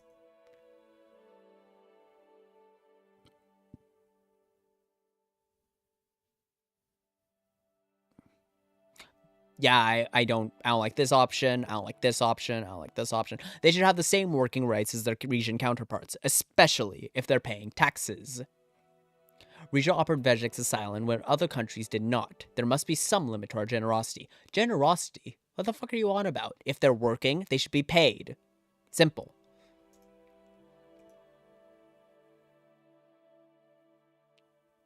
Okay, I like the I'm just being pragmatic thing here, because like, even if morally I agree with these things, putting forth the moral arguments in a situation like this, in a court like this, isn't necessarily a good thing. If it was a one-on-one chat with Elena, then I think I could say that outright. But we need to be strategic with our pushing here. I'm just being pragmatic. Expanding foreign workers' rights does seem like a convenient solution to the shortage Elena mentioned. Taking advantage of migrants' dire financial situations by forcing them to work for low wages is hardly generosity. 2, I agree with this. I fully agree with this. But perhaps I do worry. I don't agree with this at all. Having a growing army of disenfranchised laborers. Perhaps, but I do worry that having a growing army of disenfranchised laborers will lead to unrest down the line. I don't really agree with that. I'm just being pragmatic. Expanding foreign workers' rights does seem like a convenient solution to the shortage Elena mentioned. From a security standpoint, From a security standpoint, allowing migrants to earn more money would curb the kind of black market activities that have been taking place in cities like, okay, she's backing us up here. That's unexpected, but welcome. Do you not fear the dilution of region culture and values, Duchess Cesaro, or the infiltration of Dacianurus and Golcondas into Frigicist society? She shrugged. Societies change, Your Grace, and I don't recall these concerns being raised by about Rumburgians who moved here after our alliance. Good point. Very good point.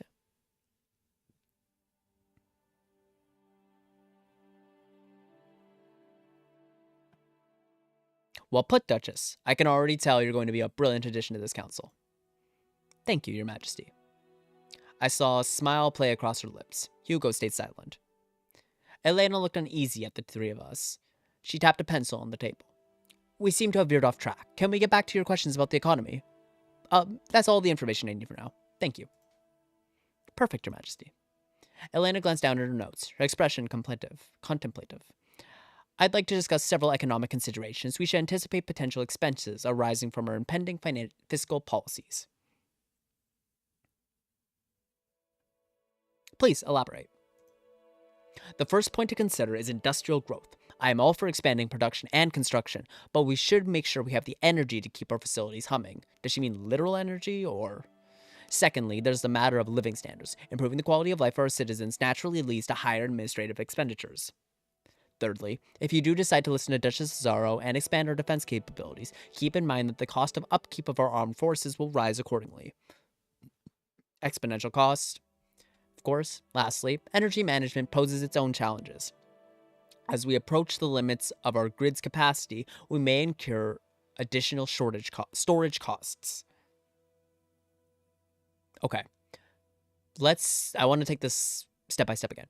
First, all for expanding production and construction, but we make sure we have the energy to keep our facilities humming. Okay, so if we want to expand, we want to increase our energy production. Noted.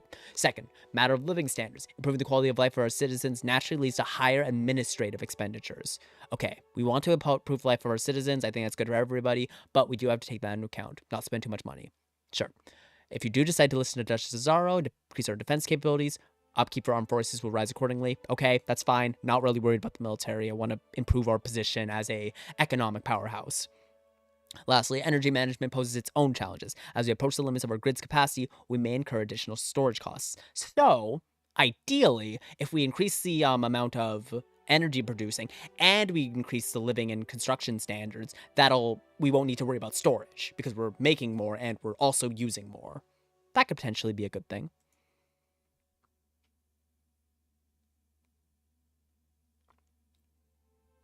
This information is invaluable, Elena. I appreciate your insights. Frankly, I'm glad to see you taking such an interest in our financials. Between myself and the House of Delegates, we were able to keep everything running smoothly in the absence of clear guidance from your father. But with a king of your caliber at the helm, there's no telling how high we can soar. I hope you're right.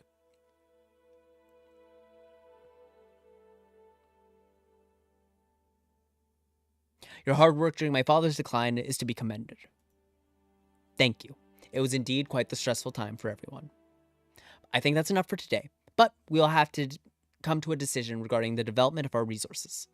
Gold is where most of our profits are coming from today, and it holds a special place in our history, but I maintain that natural gas would be a more fruitful investment. I agree. We want more energy. Gold is good, and gold gets us money. That's nice, but gas is energy and very valuable. I'll let you think about it, Your Majesty. Thank you, Miss Werner. That was indeed enlightening. A pleasure to share these chambers with you once more, King Romus. Yes, I'm looking forward to our upcoming security briefing. And congratulations on surviving your first council meeting, Your Highness. I found it fascinating, Your Grace. They smiled at each other, not altogether sincerely. My councilors left. I sat for a few more minutes, reflecting on what Elena and the others had said. Okay. Ooh, rail transportation subsidies. That sounds nice. Naturalization process for foreigners. Romus Taurus Hospital. Romus Taurus University. Ooh, a lot of interesting options here. Plavo at Buzz is grand ceremony, readies for King Romus consecration. Entire country honors King Romus. United Contana suppresses protests in South. Clamp down on protests, specifically targeting the Federal Socialist Republics of Yurzhan and Zoltek. I see. Okay. Let's see the Plavo Sanctuary deemed safe for ceremony. Good. Festivities underway for consecration of the king. Good. All right. Nothing more to say there. Consecration of the king, and arrange a classical concert for the noble houses. Let's see this. So we've got a lot here.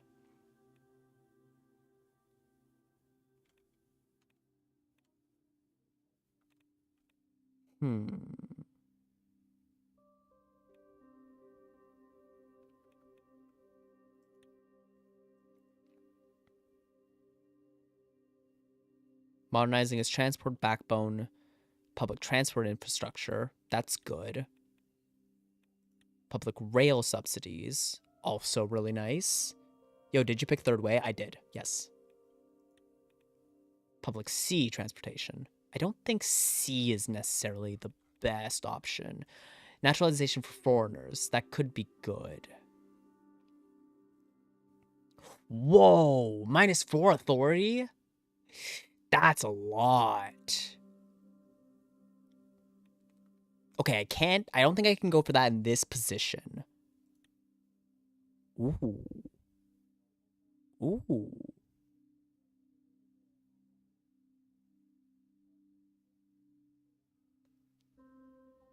That could be good. And it's popular.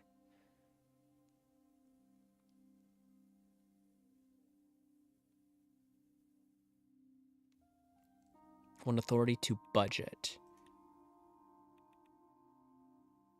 You need to make allies with Durgia, Morales, Pales. Yes. Yeah, that's my plan. Be anti-drug to gain Durgia good relations. Okay, good to know. There'll be an option to build a dam. When you have it, take it. A dam is an excellent idea. That could be a very powerful thing for both energy and tourism.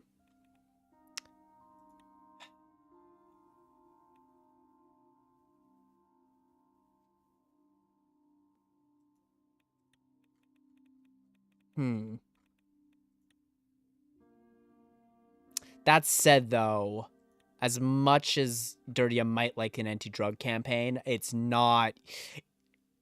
Wars on drugs don't tend to work out, as you can see in every example of people who've tried. All right, let's see. Arrange a classical concert for the noble house. Should I sign one of these? I don't know. I feel like I should.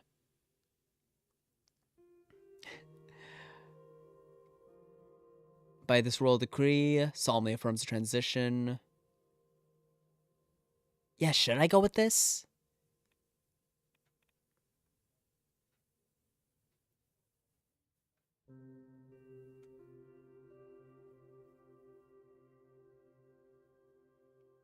Okay, you know what? I think I'll sign this. We'll start with this. This is popular. It's not too expensive.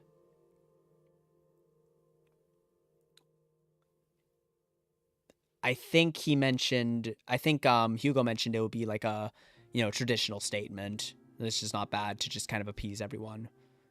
So yeah, let's sign it. All right. Sovereign transition and clemency. All right. Let's go on from here. Classical concert. What's this? As a gesture to the noble houses to celebrate the cultural and music heritage of our land, a proposal to host a classical concert featuring the renowned Rhaetian composer Antonio Guerra de Abeni has been made. Such an event could serve as a display of the monarchy's commitment to the arts and reinforce its prestigious image among the noble houses. Commitment to the arts is nice. I don't really care about the nobles, but keeping them on my side is good. We have the budget. Roll out the tank. Yeah.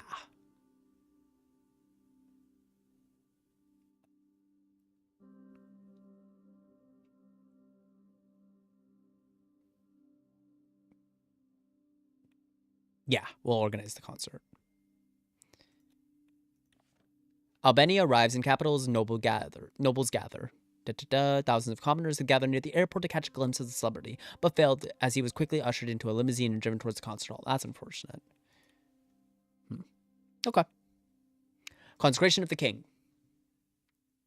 My motorcade traveled for over an hour before the Arc Sanctuary of Plavo appeared on the horizon. Its golden dome radiated under the sunrise. That only boosts royal family reputation. I guess that's not a bad thing either way. It was a view that inspired awe in many a region, especially most devout followers of St. Virgek. Titus, who was sitting next to the driver, turned back to me. We shall be arriving shortly, Your Majesty. Good. I've been looking forward to this for quite some time. I was here for the consecration of the king, a centuries-old... What the hell is this? The centuries-old ecclesiastical... I've never seen that word before. I'm usually very well versed in big words, but this is a totally new one for me.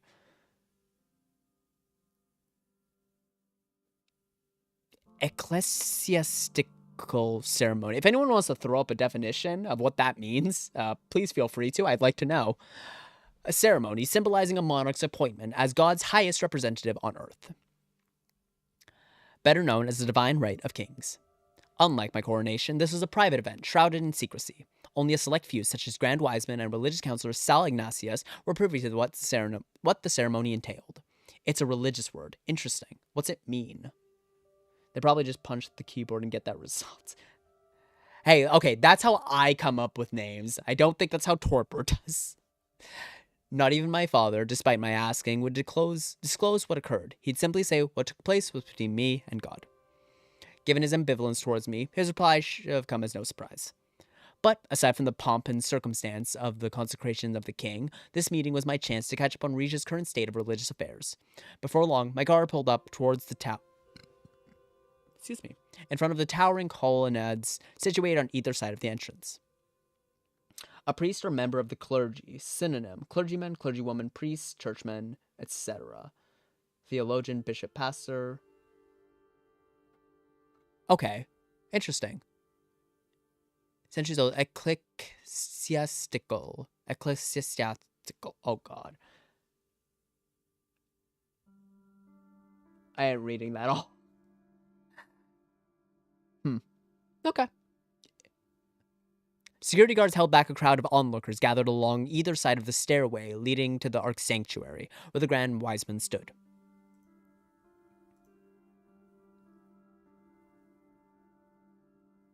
Grand Wiseman Ignatius, looking as stoic as ever. Indeed, he is a great man.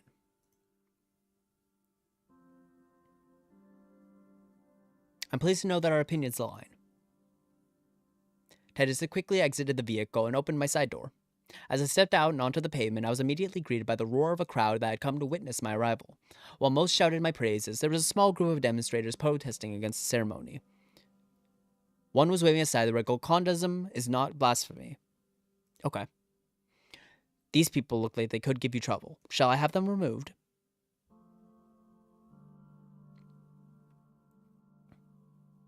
No, they have the right to protest, even if I disagree with their cause. Wait, no, I don't. I don't disagree with their cause. Fuck.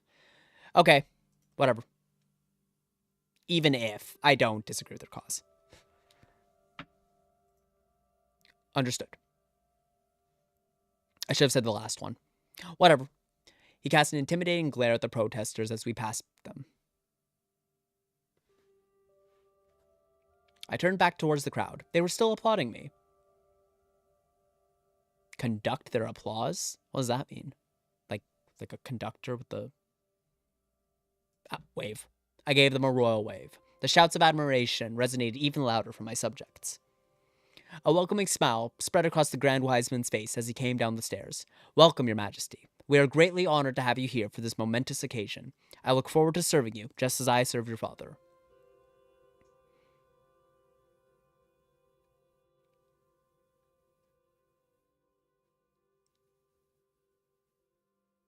I shall honor this day with the dignity and respect this sacred tradition deserves. It fills my heart with joy to hear it. I shall do my best to provide you with both personal and state guidance on religion.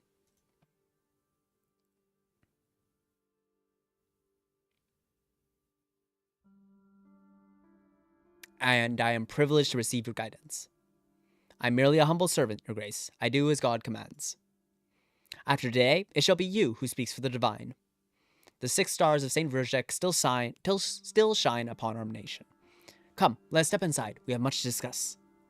We began heading towards the entrance. However, I didn't get very far before my attention was drawn to a commotion from behind.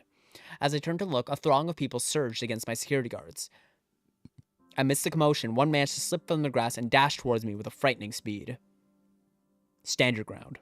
I didn't want to be seen as a coward, so I stood my ground as the man approached. Titus, without missing a beat, caught the man by the arm and threw him to the ground. Other guards approached as Titus held him down. The surprised visitor was shouting something, but I couldn't understand what he was saying. We'll take it from here, Your Majesty.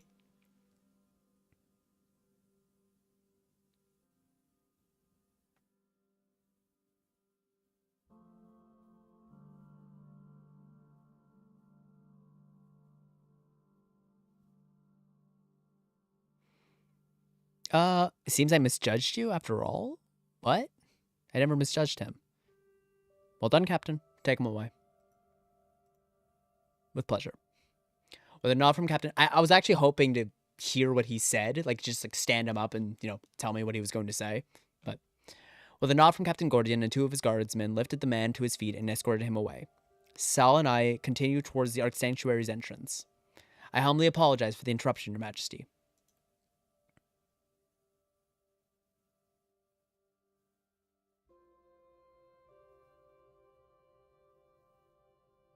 Can't say I cared for that little stunt, but I do wonder what the man wanted.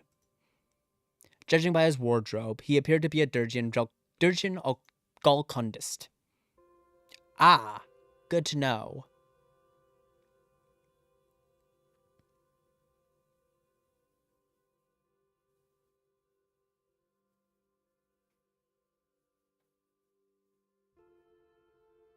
You don't want to hear what these men have to say. From what little I've seen, they're worse than the radical.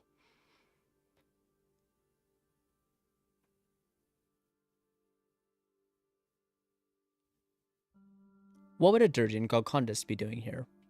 Plavo is one of the holiest places in all of Bruchishism. I believe that the Golkondists claim to hold. He paused with his hand on the door. There was a time when Golkondists prayed here in such small numbers that their presence was tolerated. But the more Durgians came to Rizia, the more they overwhelmed the sacred sanctuaries of Plavo. Beniavon and Yals, with their blasphemous version of worship.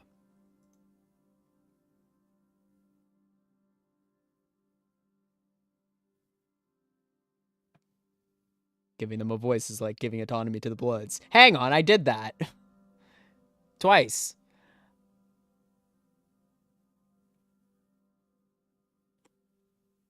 What's so blasphemous about Golkondism? The Golkondists have a martial culture, Your Majesty. They seek purification through violence. That's a bold statement. He made a face, among other perversions. Come, it is time you saw what they did to this very building. I accompanied Sal into the Ark Sanctuary. Titus and one of his men stood guard at the entrance. Our footsteps echoed throughout the massive empty chamber as we made our way down to the main aisle that separated the halls in 2. I was surrounded by ornate wall murals of religious scene depictions. Leaving no surface bare, nearby statues seemed to watch me as I passed. One could get lost in a place like this.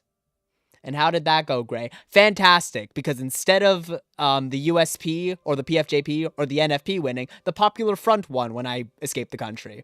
Better than the rest of them. So I'll take it. One could get lost in a place like this. I have more than once.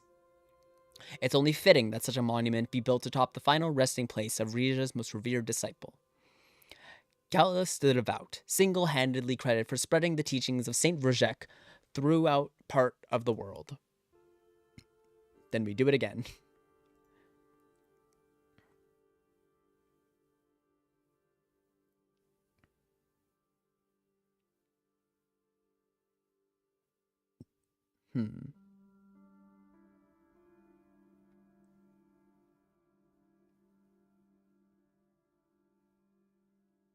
I don't like any of these answers.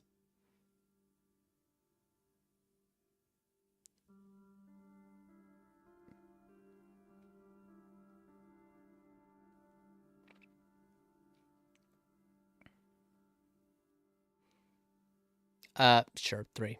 As a great admirer of his, I've always aspired to lead a life of devotion and virtue, much like his own. That's acceptable to me. It warms my heart to hear it. We stopped when we'd reached the chancel where the altar stood. Hopefully King Romus won't end up exiled to Kairu too. Let's hope.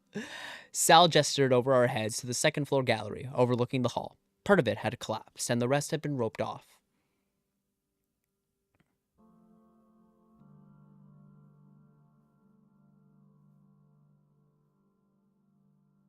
I have to say, the disheveled look gives the place character. Many congregants don't share your opinion. A large group of Golcondists came here on one of their holy pilgrimages several years ago. An argument with the local Verist worshippers led to an altercation.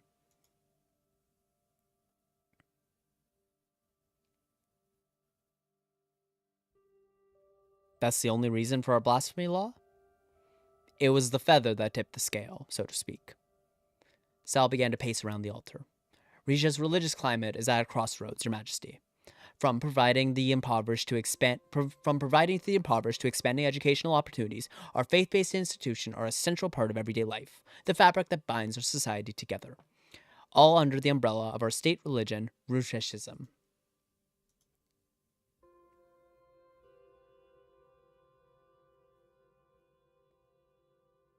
Very Marxist statement here.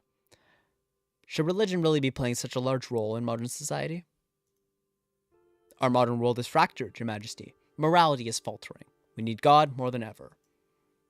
Surely you have noticed our religious unity beginning to splinter? Apart from the Golcondists, we have now seen a rising Desnurist minority due to the growing numbers of migrants from Velen and Rumburg. At least Velen is slightly useful in the DLC. Let's hope we can make, let's hope our relations don't sour with them. Desnurity was the other main branch of the Nurist religion, observed in most countries to our north. Lena had been a follower but converted Rucheshism on joining the Regent royal family. Her resentment over the sacrifice was palpable throughout our marriage. I would never counsel this country to turn away people in need, Your Majesty, but I do worry that our Ruchist values are in danger of becoming diluted.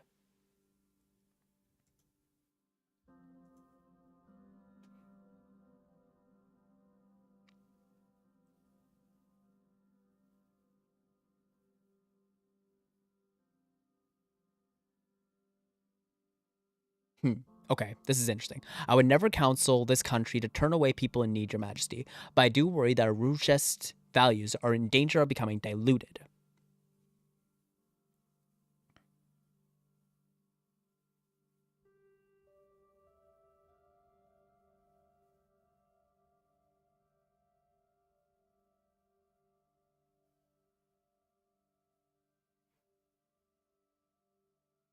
I want to talk about progress here, so I'll say this.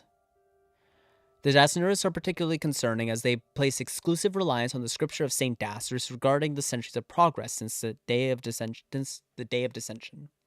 Indeed, Your Majesty. There is one decision that must be made right away regarding Rija's religious plurality. Oh boy. He stopped pacing and looked at me. I recently received an urgent request from the Archpriest of Celebes. That city's Desnura sanctuary has long been insufficient to serve worshippers' needs, and he requests that a new one be constructed. Seriously? Wait, Desnurist. Wait, not Rizia. Wait, hang on. The city's Desnura sanctuary has long been insufficient to serve worshippers' needs, and he requests that a new one be constructed.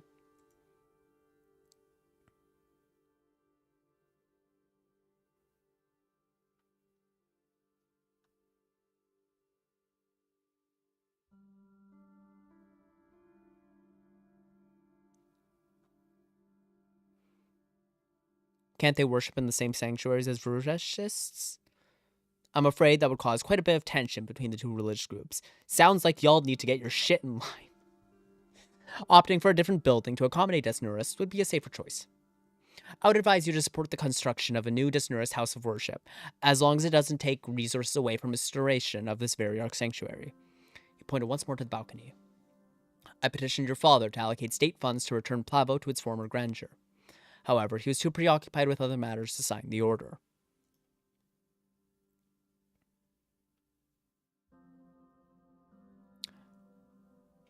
More proof that church and state should be separate entities.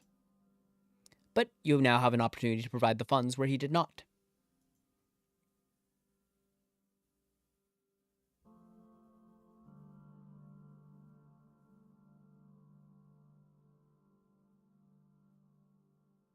I don't want to antagonize him, but I kind of agree. I can think of better uses for my budget rather than over either of these projects.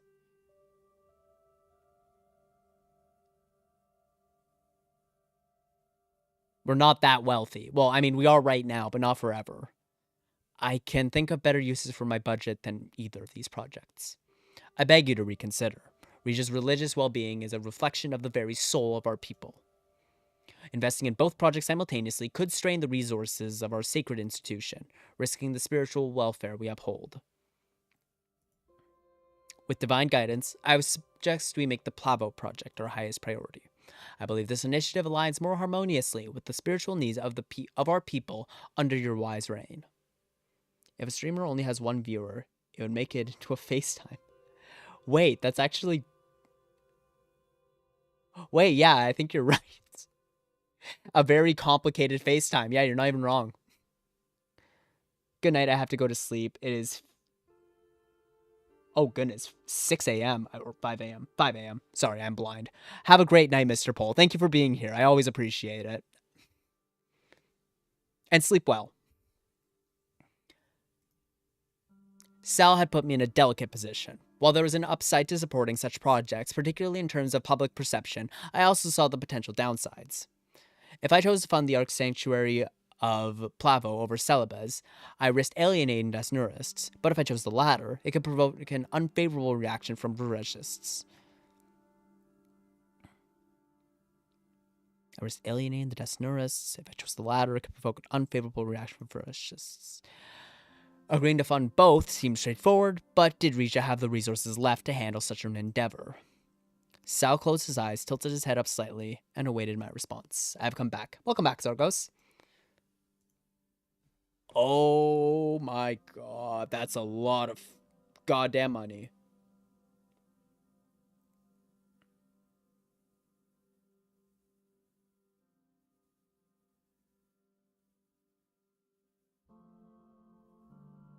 Punch God in the face.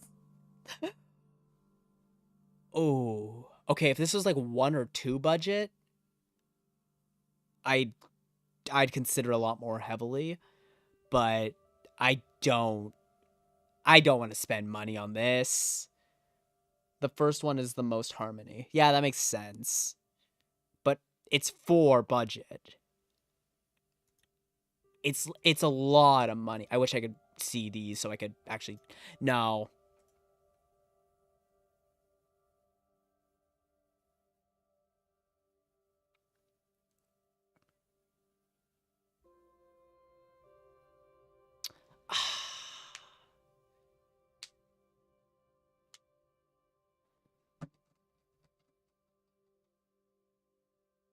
I don't want to spend this much money on... Okay. Let me break it down for a second. Plabo's the best if you want to save money. Okay, let me break down my thought process a little bit here. So, the concerns of the religious people in our countries. Zargos, I'm going to come back to that comment because I agree.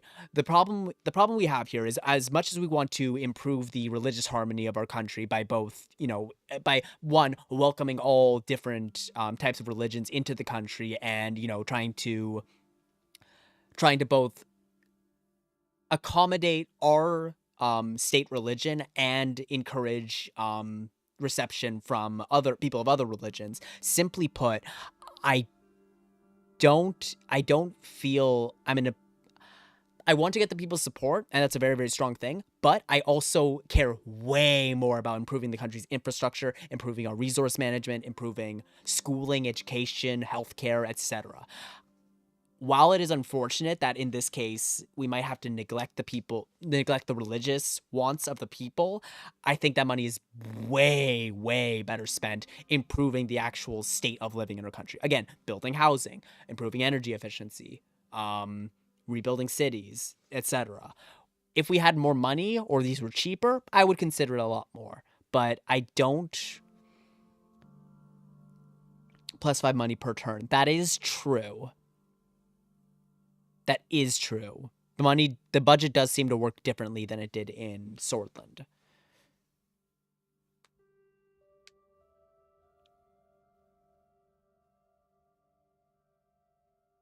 Just improve it in next turn. Oh yes, and Zargos, you still have to build you still don't do it. You still have hospitals and schools to build. Agreed. That's my thing. Like, I want to spend the money that will actually physically, like, directly improve the quality of life of people.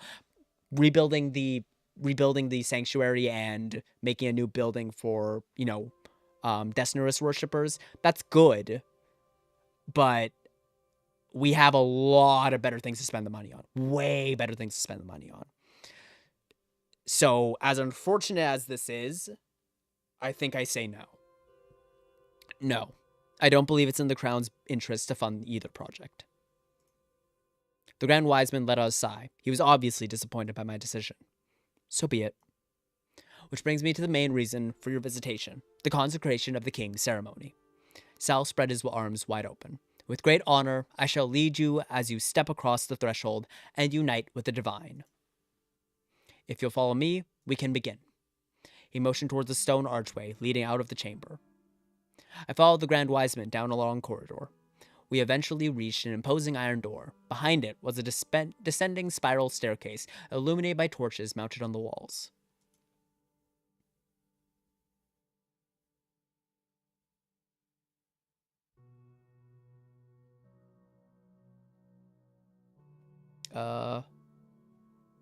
What's down there? Come and see for yourself. This way, Your Majesty. I continued after him as we went down the stairs, which seemed to go on forever. Before long, we'd reached the bottom, where I was greeted by a wall of human bones that were carefully stacked from top to bottom. In an adjacent room, there were several tombs, each adorned with intricate decorations. Welcome to the catacombs. Impressive, to say the least. Indeed it is. As for the tomb's tenants, they're mostly wealthy noblemen and their families alongside other well-to-do individuals throughout the centuries. Fascinating. I'd love to hear more about them. We shouldn't delay the ceremony much longer. But very well, who would you like to know about? The first tomb. I just said the first tomb. That will be this tomb of Telerius Azaro. Not only was he the Earl of Havas, he was the most revered general during the War of Regent Succession. Even though House Azaro ultimately lost the war, the general never lost a single battle. After the war, he established Camp Domus, Rigia's largest military base to this day.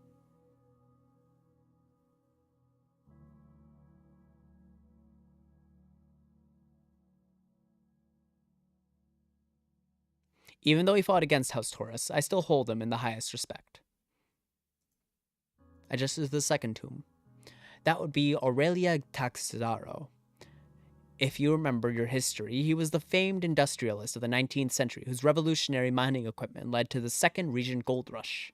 He single-handedly brought incomprehensible wealth to the kingdom overnight, granting us enduring power and influence. While he isn't of royal lineage, his legacy earned him a place amongst them. Excuse me. I gestured to the third tomb. Decorated in gold, I would have considered it the most splendid of all, if not for the hole in the lid, through which I could catch a glimpse of skeletal remains within. Here lies Breda Cesaro, the first Duke of Monteclar. All members of the royal house of Cesaro are descended from him. The damage to his tomb was another casualty of the Golconda's pilgrims when a piece of the above ceiling came crashing down. I'm ready to move on. Very well. This way, Your Majesty. As we made our way down the tunnel, the ceiling began to close in around us, and feelings of claustrophobia began to sink in. Just when it seemed like the tunnel would never end, we emerged into a vast cavern, also illuminated by torchlight. Several viscerers, lesser in rank than Sal, were waiting for us. At the heart of the room stood a circle of 6 columns, each bearing a single star delicately carved upon them. They were arranged around a marble sarcophagus. Is that who I think it is? Indeed, Your Majesty, this is the tomb of Callus the Devout. Rare are those who have set foot here. Count yourself among the blessed few.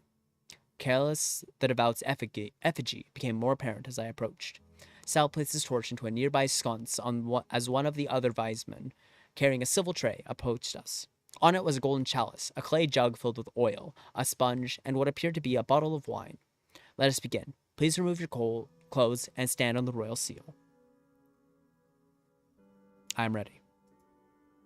Following the Grand Wiseman's instruction, I joined him in reciting verses from the sacred scripture. He slowly fed the words to me, and I repeated them back. When my garments were completely removed, Sal proceeded to anoint me, dipping a sponge into the fragrant oil and gently applying it all over my body. After my flesh was fully coated, he set aside the jug and sponge, reaching for the chalice and the bottle of wine. He then poured the wine into the chalice until it reached the brim. It is well known that this is the final resting place of Callus the Devout. But what most don't know is that this is where he performed his first miracle.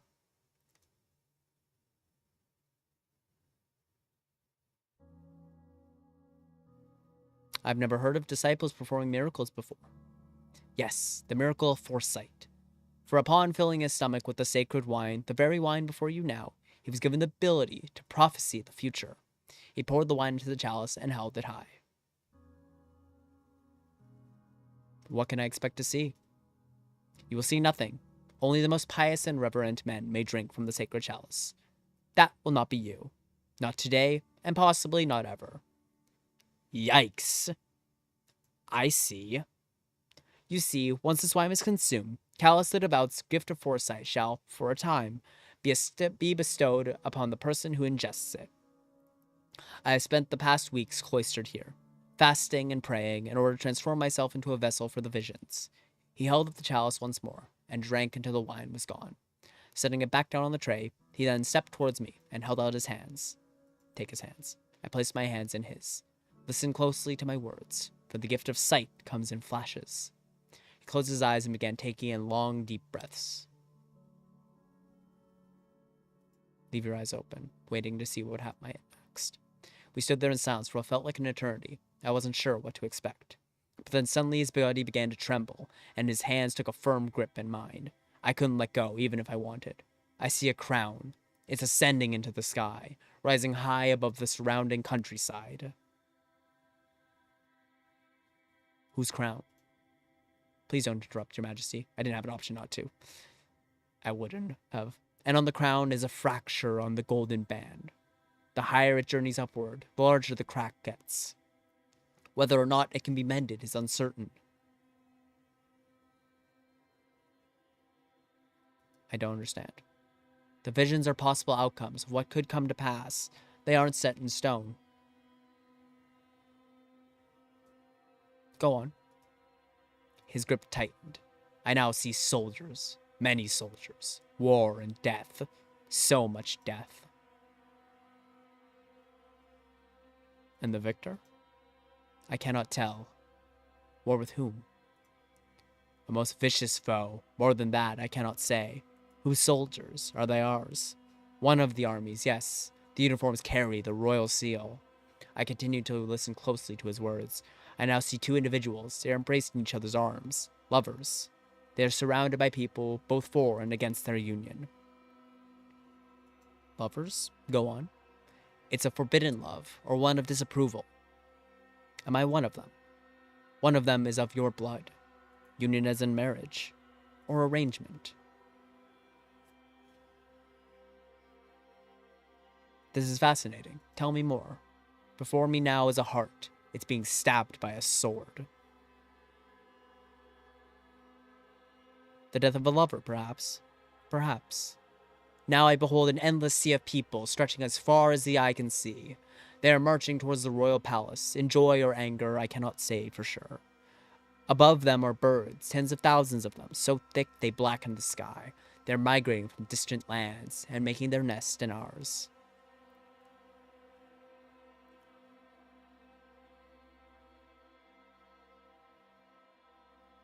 It sounds to me like they represent literal birds. He smiled and Lao's soft laughed. A lamb. I see a charming little lamb. Once separated from its flock by a great wolf, it now reunites with them.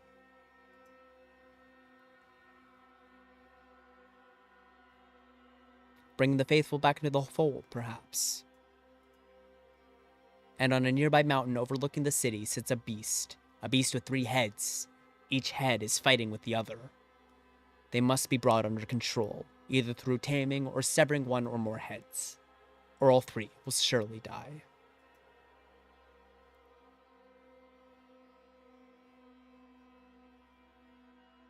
Rija's royal houses, Taurus, Sazon, and Azaro. If true, it could mean dark clouds on the horizon are fast approaching. I felt Sal loosen his hold of me, letting go. I opened my eyes and looked at him curiously, until he finally spoke. The visions have stopped, thus concluding the ceremony.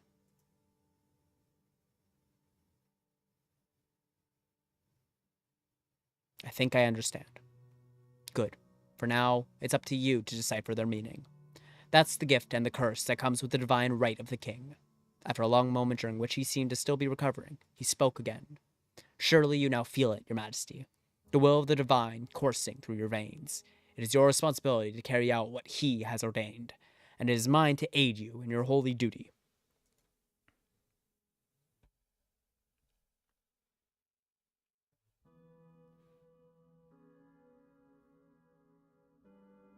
It is a heavy burden, Grand Wiseman, but I accept it. Halatia. I nodded in agreement for the ancient Vergis term. It was short for Decency Halatia Veriten. If it is said, so it is, and so it will be. One of the Grand Wiseman's priests handed him a wooden case. In honor of this momentous day, I would like to bestow upon you one of our most sacred relics of our faith. He opened the case to reveal an intricately decorated scepter, Saint Dast's scepter. According to legend, master artisan Dorian Exertiberia had a vivid dream in which Saint Dast appeared, urging him to create the scepter to encapsulate the pillars of Nurity. Driven by the divine vision, Dorian meticulously designed and forged the scepter, believing it to be his sacred duty to honor the saint's legacy. And now I give it to you. I took the scepter from him.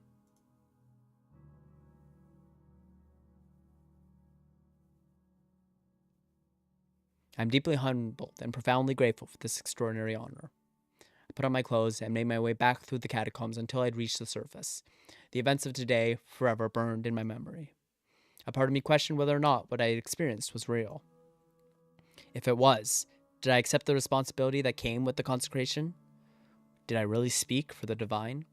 Before long, I was back on the road again, back to reality.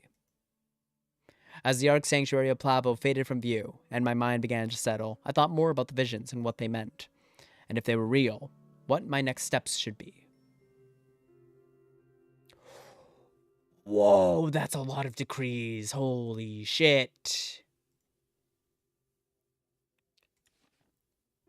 Royal consecration ceremony. Gamlan demands more say in straight.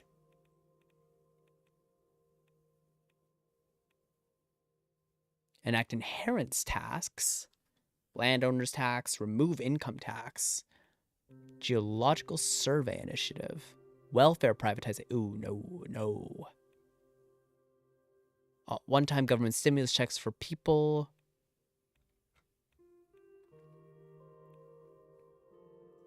Why is this insufficient budget? Okay, I see.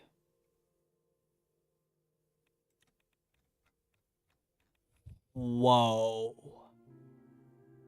Ooh. Hydroelectric dam. That could be really strong.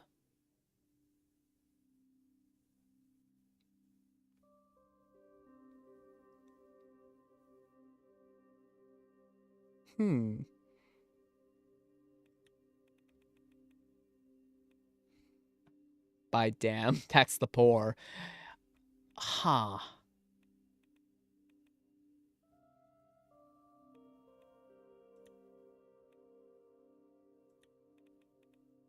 Dam is OP.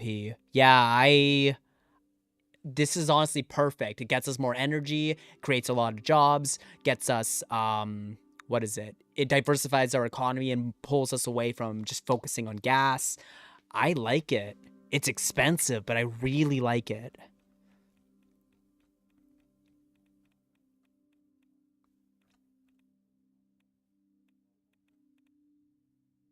Enact inheritance tax. Minus for authority. Landowners tax? That could also be nice. Get us a lot of extra money. Welfare privatization and tax credits for not happening. One-time stimulus checks. That could be good. That could be really good. Launch anti-narco. I'm hesitant for that because drug wars never go well. Maybe make Durgia somewhat like us. Maybe.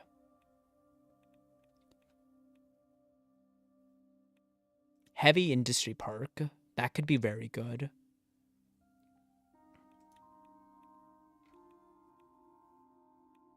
Expansion of offshore gas field. Salabas consumer park. That's good. These are all really strong.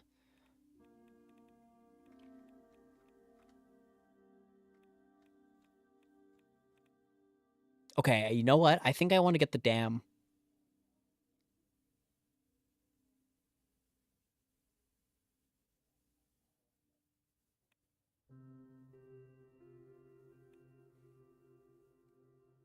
This could be really strong. +3 energy, that could help fund the citizens. Only -2 authority, not much at all. It's expensive. It's really, really expensive. But this kind of hits all the things we're looking for. It gets us jobs, it diversifies our economy, it strengthens our energy industry, which will be necessary to improve the lives of citizens. I think it's solid. I'm going to take a risk here and sign it and spend the money. Yeah, let's do it. All right, what have we got? Hydroelectric dam under construction. Okay. Here's hoping. What else have we got? Raise base income tax. We're not doing that. Cast a shadow on public opinion. Yeah, I know. Remove income tax. I don't think that's a good idea, but landowners tax could also be really nice. The enactment of this decree imposes a one-time retroactive tax on landowners with territories exceeding 15 square kilometers. Momentarily bolster the state's finances, address wealth disparities. This is a one-time thing, which isn't great. Progressive in addressing socioeconomic imbalances is likely to kindle significant discontent and opposition amongst Rizia's royal houses and the aristocratic community. Comprehensive anti-narcotics campaign begins. Yeah, I don't like this at all. I don't like this at all. You address the drug war not with large anti-narcotics campaigns, but by providing people with actual jobs and work, so that one, they turn away from drugs as a substance, and two, they turn away from selling drugs. So let's not do that. Ooh, +1 budget per turn. Inheritance tax is set to reshape the landscape of wealth distribution in the kingdom.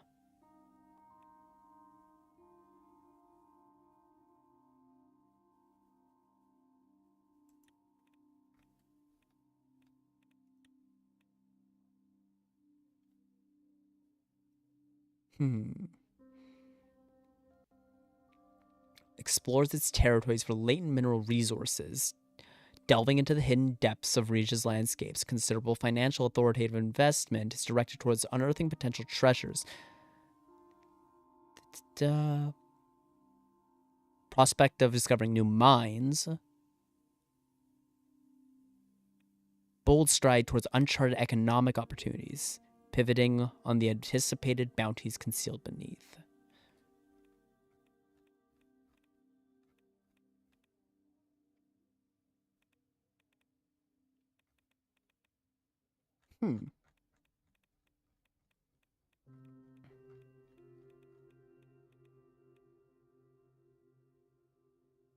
Inheritance tax also potentially really good, but it gets rid of a lot of our authority.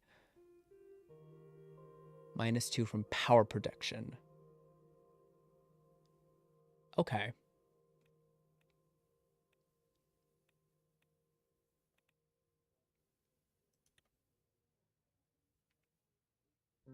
More budget from term would be really nice. But I lose a lot of authority. I think authority will be important.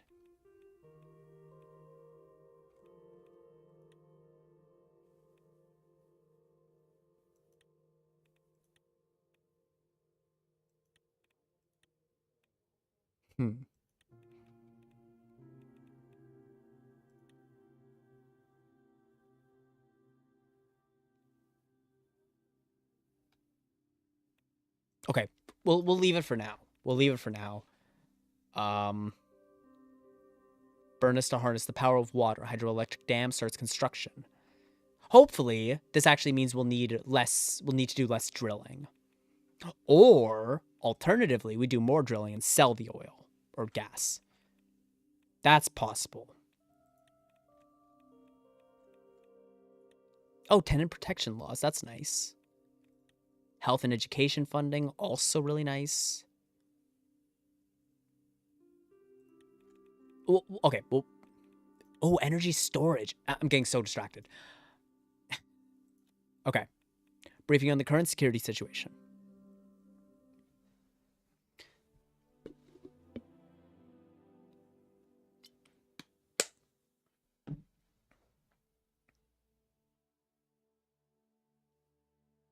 Okay.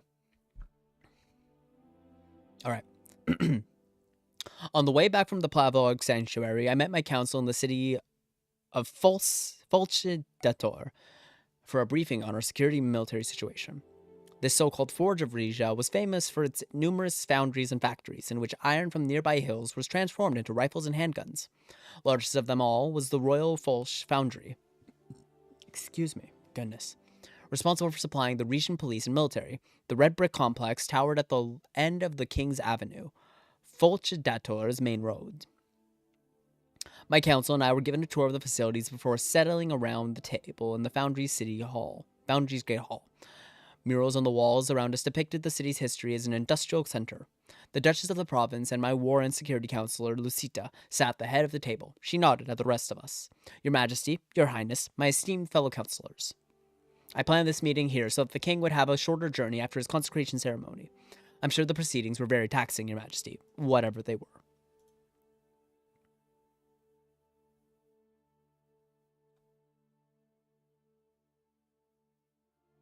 It was taxing, for sure, but it was my duty as king to bear that burden. Let's hope that something useful came out of all of that.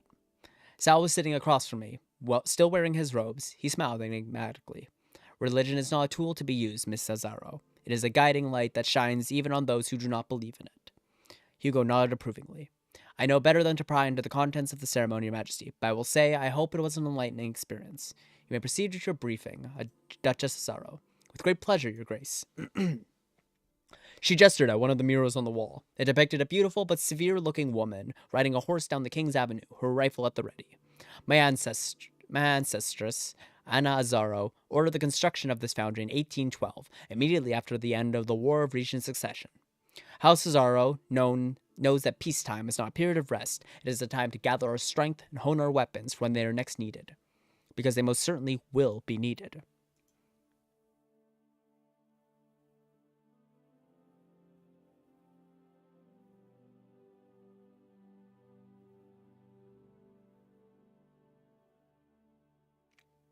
Um, yes, we should remain vigilant and prepared, but not to the point where our military focus detracts from the needs of the region people. Safety is at the top of the hierarchy of our people's needs, is it not? Everything else is optional. I could hear the passion rising in her voice. Our failure to win the Reclamation War and the Rebellion of 1926 served as a double blow to the Regent armed forces. Even after my father purged the troops and general staff of all suspected traitors to the throne, His Majesty King Valero was reluctant to restore our military to its former strength. As a result, Your Majesty, we are ludicrously underprepared for a country of our size.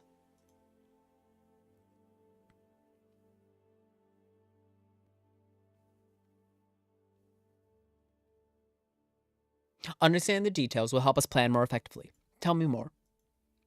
We're facing shortages in critical areas like armored vehicles, advanced communication technology, and even basic infantry gear.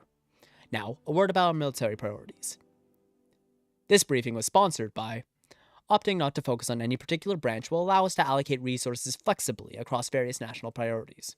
The strength of the region armed forces lies in the diversity of our resources and units. We have manpower ready for duty as long as they're equipped with the necessary gear. Okay?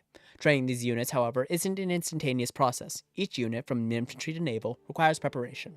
Ultimately, it's the readiness of our forces that will determine how well we can uphold our sovereignty and carry our military strategies. Okay?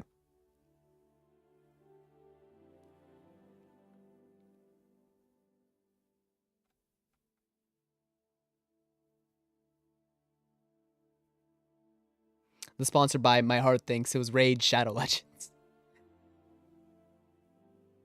How do we plan to adapt our military training to ensure our armed forces are capable of meeting modern combat demands? Our training programs are being revamped to include combined arms tactics, ensuring interoperability among all service branches. In any case, as the commander of our armed forces, the final decision rests with you.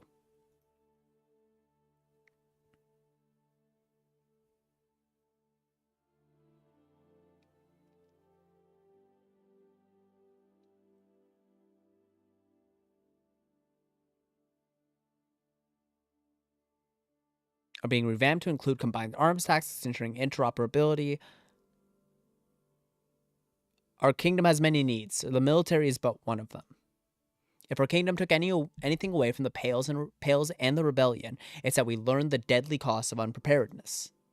Our troops must reflect Rija's resilience, ensuring such blows never weaken us again. We can achieve this thanks to my house. Camp Domus runs the most rigorous, high-quality training program on the continent. Right, Captain Gordian? With lightning speed, she reached under the table, pulled out a knife, and hurled it in the direction of the doorway. Titus languidly snatched it out of the air.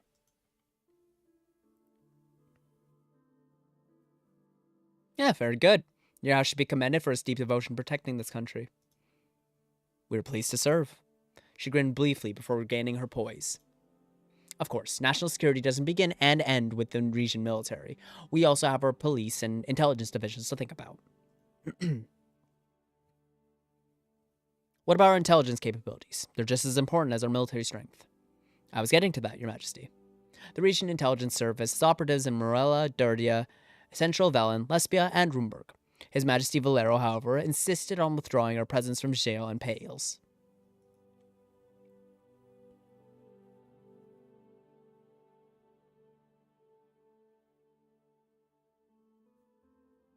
Why would he do that? He was afraid their leaders would get suspicious. He may have been right, or it may have been his trademark paranoia. In my experience, we have much more to gain from straightforward diplomacy than from cloak and dagger operations. Mr. Esquibel, if you think Velen and Pales are not spying on Rija, you're fooling yourself. Lorento sniffed indignantly. What useful information were we receiving from either region before the operatives' withdrawal? We learned of the prior Duke Nolma's abdication before it was officially announced, for one.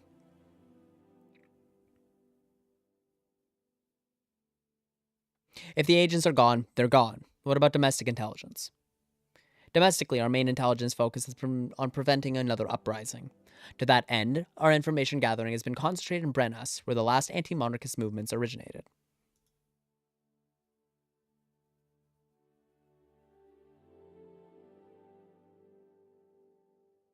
We shouldn't be spying on our own citizens like that. History has taught us that if we turn a blind eye to our potential traitors, we'll be the last to know when they come for our head. Any other questions, Your Majesty? Does our internal security need improvement as well? Less so, Your Majesty. Our police forces have kept a firm handle on the populace since the uprising. Civil disobedience in Monteclair, for example, is at a historic low thanks to my zero-tolerance policies as Duchess. Oh boy. Valencaris, too, is unlikely to impose major difficulties as long as House Taurus is on the throne. And the Central Police, headquartered in Rizia and Perry, have been keeping the capital secure. The members of House Sazon, who rule Brannas, have mostly fallen in line following the uprising. They're content to use the House of Delegates as a forum for their grievances. She took a deep breath. If there's a problem area, it's Isa.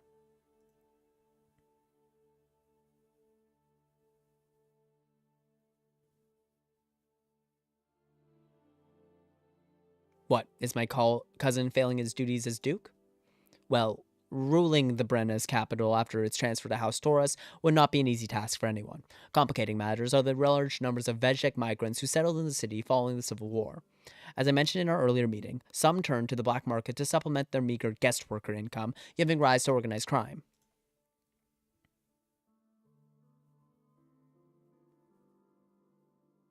What kind of black market activities? The drug trade, mostly. There are cartels connected to families in Velhen, who in turn answer to powerful distributors in Egard. I attempted to tackle this myself with the community policing program, but the networks were too strong. Lucida sniffed. In my opinion, the growing influence of the nationalist group Omina have only inflamed tensions in the area. Certain members of House Taurus may disagree, of course.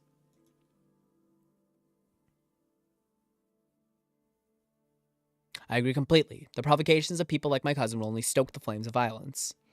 The good regions of Asia are doing their best given the resources they've been given, Duchess, my son included. The problem is, as I see it, lies in the lack of cooperation between the city's police force and those of the surrounding region. Yes, I've received Duke Rico's complaints about the Brannas forces have not been providing him with as much aid as he wishes, as well as his request that extra police from our central forces be transferred to Asia and placed under his command, but I don't think that would solve anything. Suomina did it, but they used guns from pails. That, makes sense. Don't give me too much information, though.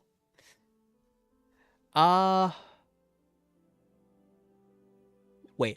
Rico's complaints for the Brannas forces have not been providing him with as much aid as he wishes, as well as his request that extra police from our central forces be transferred to Asia and placed under his command.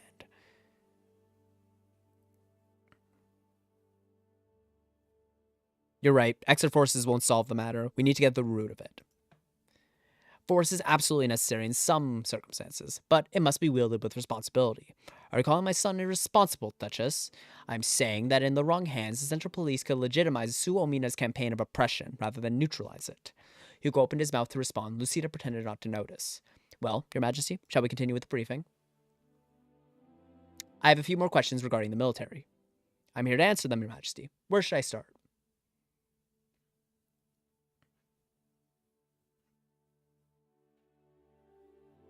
Tell me more about our naval and air capabilities. Our Navy has actually made significant strides in the past 30 years. We are a coastal nation, after all, and our fleet is both well-trained and up-to-date. Our submarines could use improvements, though. Compared to those currently coming out of Rumburg and Vagsund, they're practically ancient. Our Air Force, meanwhile, is still suffering the consequences of the Pales campaign. Lorento nodded grimly. We did not foresee that Lesbia would become so heavily involved, nor that they would provide the Grand Duchy with cutting-edge aircraft.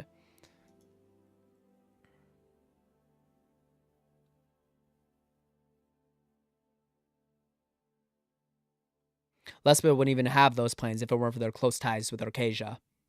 Very true. There's much to criticize about the West, but their technological prowess can't be argued with. Then there's the question of... what's the state of our military production industry? Lucida sighed. Despite our very grand surroundings, we have long neglected the potential of Fulch Dator. Rumburg currently supplies us with the bulk of our weaponry, including their Ka-74 rifles. But if we invested more into research, development, and production in the city, our small arms industry could become a real force to be reckoned with.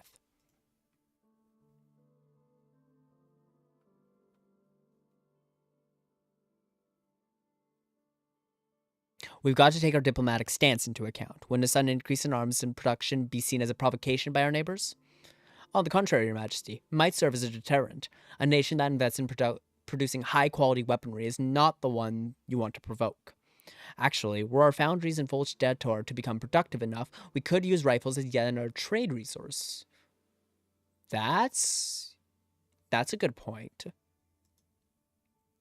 I suggest we think about procuring larger weapons as well. Durgan missiles, for example.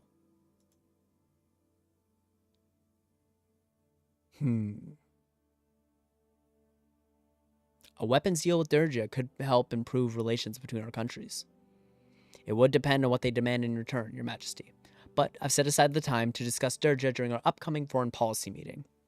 I look forward to that conversation. Mr. Esquivel, where were we, Your Majesty? Let's talk about army conscription. How do we bolster our ranks? I'm glad you asked. As you know, our Central Royal Army is fed both by general conscription and levies from the individual provinces. If you ask me, the provincial army should be pulling more weight, though I do understand that those of Brennas and Belencuris are not nearly as well trained as Cardes Monteclars. I would also suggest extending the length of our conscription period and lowering the conscription age from 24 back to 18. I can't send kids to war. 18-year-olds are hardly kids, Your Majesty. Indeed not, Your Highness. But young people, especially young men, tend to make irrational decisions around that age.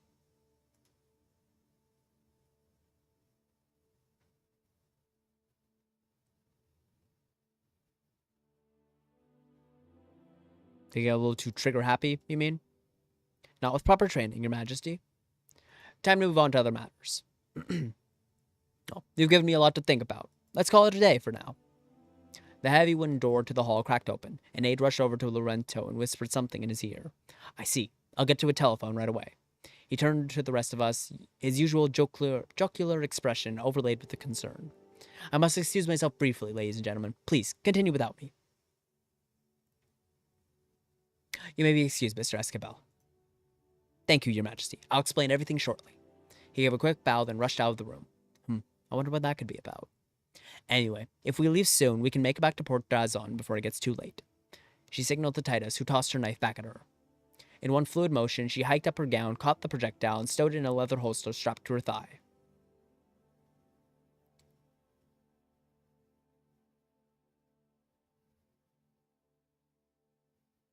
Nice catch. It was nothing. In my fitter days, I could do it hands-free. Lucida readjusted her gown. An early return to the capital would be my preference as well, but where's Mr. Esquivel? The door swung open again, and Lorenzo came back into the hall. He wiped his brow with his silk pocket square.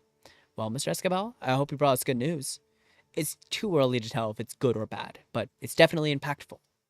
I just received official confirmation that our neighbor has been accepted into the Arcasian Treaty Organization. Lesbia? Precisely.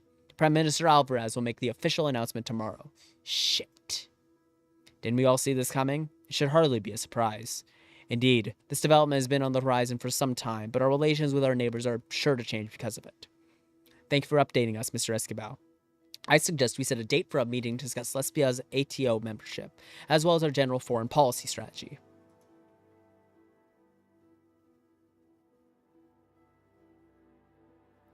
Preferably as soon as possible. We must decide on our official stance. We are not expected to come out against or in favor of Lesbia's alignment, but we should get on the same page as the council. That is, after the lovely evening of musical entertainment that the king has generously organized for us. God damn, Patricio. Yeah. I hate that guy.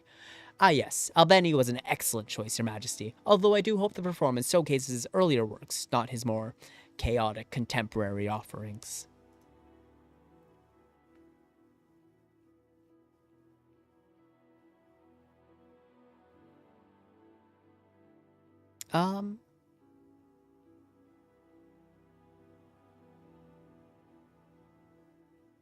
Those works are only chaotic to the untrained ear, Hugo. Listen to them for long enough, and a structure appears.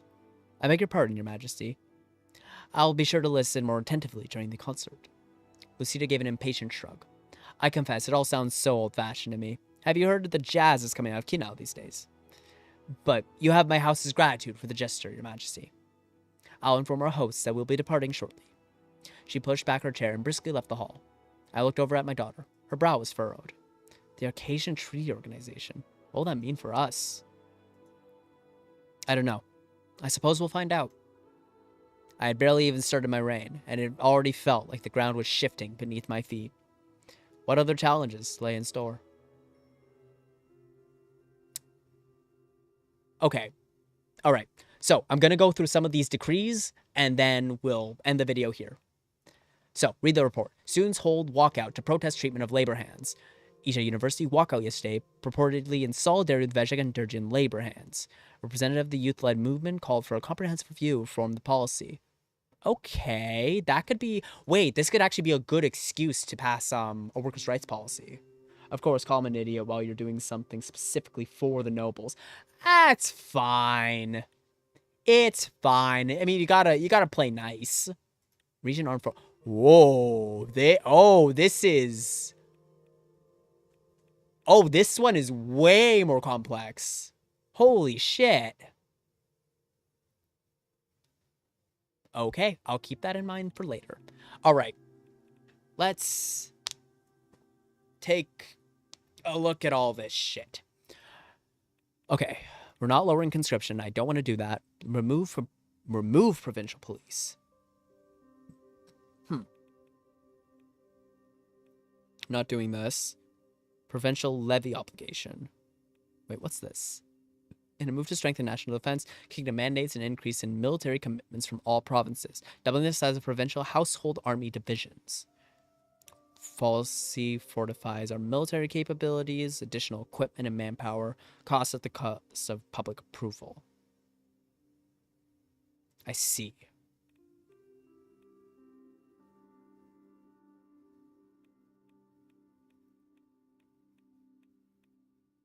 Oh, we can remove the death penalty. That's a good thing. Wow, there's a lot here. There is a lot here.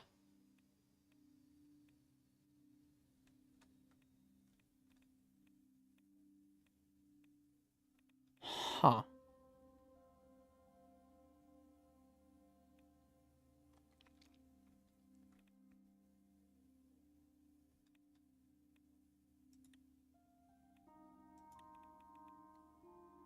Naturalization for foreigners. That could be really good.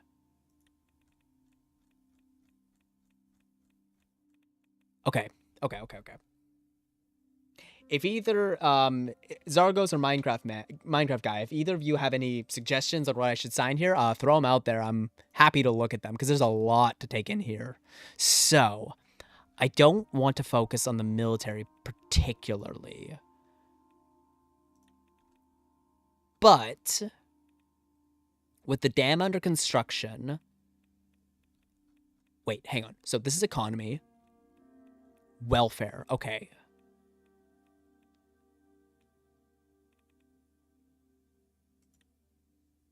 Tax the poor. Thanks, guys. Really appreciate it. The government hereby institutes a comprehensive naturalization process for foreign nationals seeking citizenship. This process will emphasize adherence to our cultural values, proficiency in the national language, and commitment to contributing to the nation's prosperity. Welcome new citizens who are prepared to integrate seamless into our society, enrich our community diversity, foster mutual respect. Here's the thing. I want to make them happy, of course. Where is the one... There's a one decision Oh, wait, no. It's past report. It's the one that just happened. Yeah. Students walk out to protest treatment of labor hands. Solidarity with Vejek and Durjan labor. Honestly... Maybe the move... Okay, I'm thinking maybe the move here is do the naturalization process for foreigners, integrate seamlessly into our society for economic growth, military equipment, small sale... Trade protection.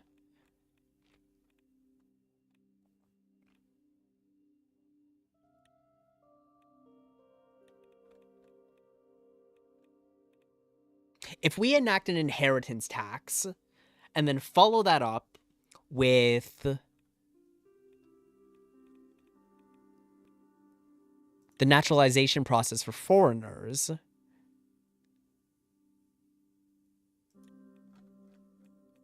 We both have we'll both get an influx of money, and we'll meet the needs of, it's balanced. Yeah, that's what I'm thinking.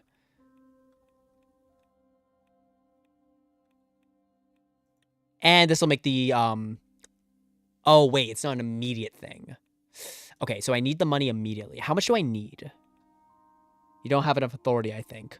You might be, Zargos, you might be right there. Hang on, let me check that. Naturalization for forwarders, -4 authority, -1 budget. So I need to get something that'll give me 1 budget and only take away 1 authority, right? Okay, wait, not here. Inheritance tax, that's not gonna do it. Landowner's tax, that's not gonna do it. Remove income tax, that's definitely not gonna do it. Privatization, absolutely not. Not gonna happen. Remember, the death penalty could be good, but do that later. Yeah, I don't like this one at all.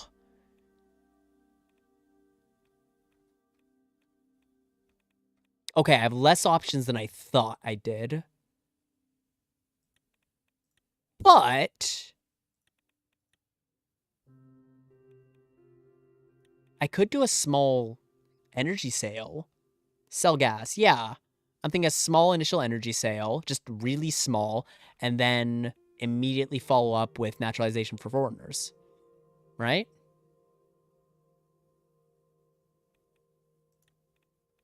Okay, you know what? I'm feeling okay about that decision. Let's do it.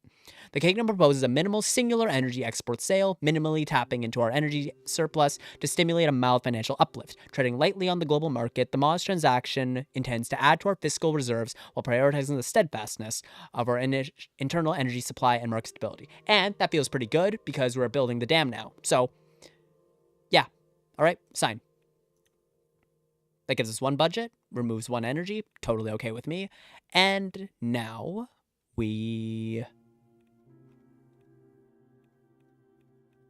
Naturalization process for foreigners. The government hereby institutes a comprehensive naturalization process for foreign nationals seeking citizenship. This process will emphasize adherence to our cultural values, proficiency in the natural language, and a commitment to contributing to the nation's prosperity. The objective is to welcome new citizens who are prepared to integrate seamlessly into our society, enrich our community diversity, and foster mutual respect and unity. We anticipate this initiative will enhance demographic diversity and drive cultural and economic growth. All right, let's do it. Okay. Has that gotten any new reports? Law. Okay, what have we got? Naturalization for foreigners. Yeah. Good. Okay, let's see what the news says. Path to citizenship streamlined. For the first time in our country's history, a comprehensive path to citizenship has been set out that doesn't merely rely on nobles granting as they see fit. Energy exports to increase minimally. Yeah, that's what we're doing. While this will naturally lead to an increase in region citizens, the palace clearly believes it will be a good thing that will undoubtedly lead to cultural and economic growth. Region become an energy exporter. This could also be very good in the future if we continue it from there. Anything else that I might want to do before we end off? Ah, this one will be 2 energy for 1 budget. I see. Unless we do like a medium or large one later down the road. Okay. I think I'm very happy with this. All right. This has been an awesome first stream. I'm very, very happy with how this went. This game is way more complex than the original, which is really, really cool to see. But I love how they've done it. I think this is fantastic, and I'm so, so excited to keep going. So I'm very happy to say this has been an exceptionally successful first stream of the Kingdom of Rizia DLC. Minecraft Guy and Zargos, it's always great to have you here. Thank you all so, so much for watching.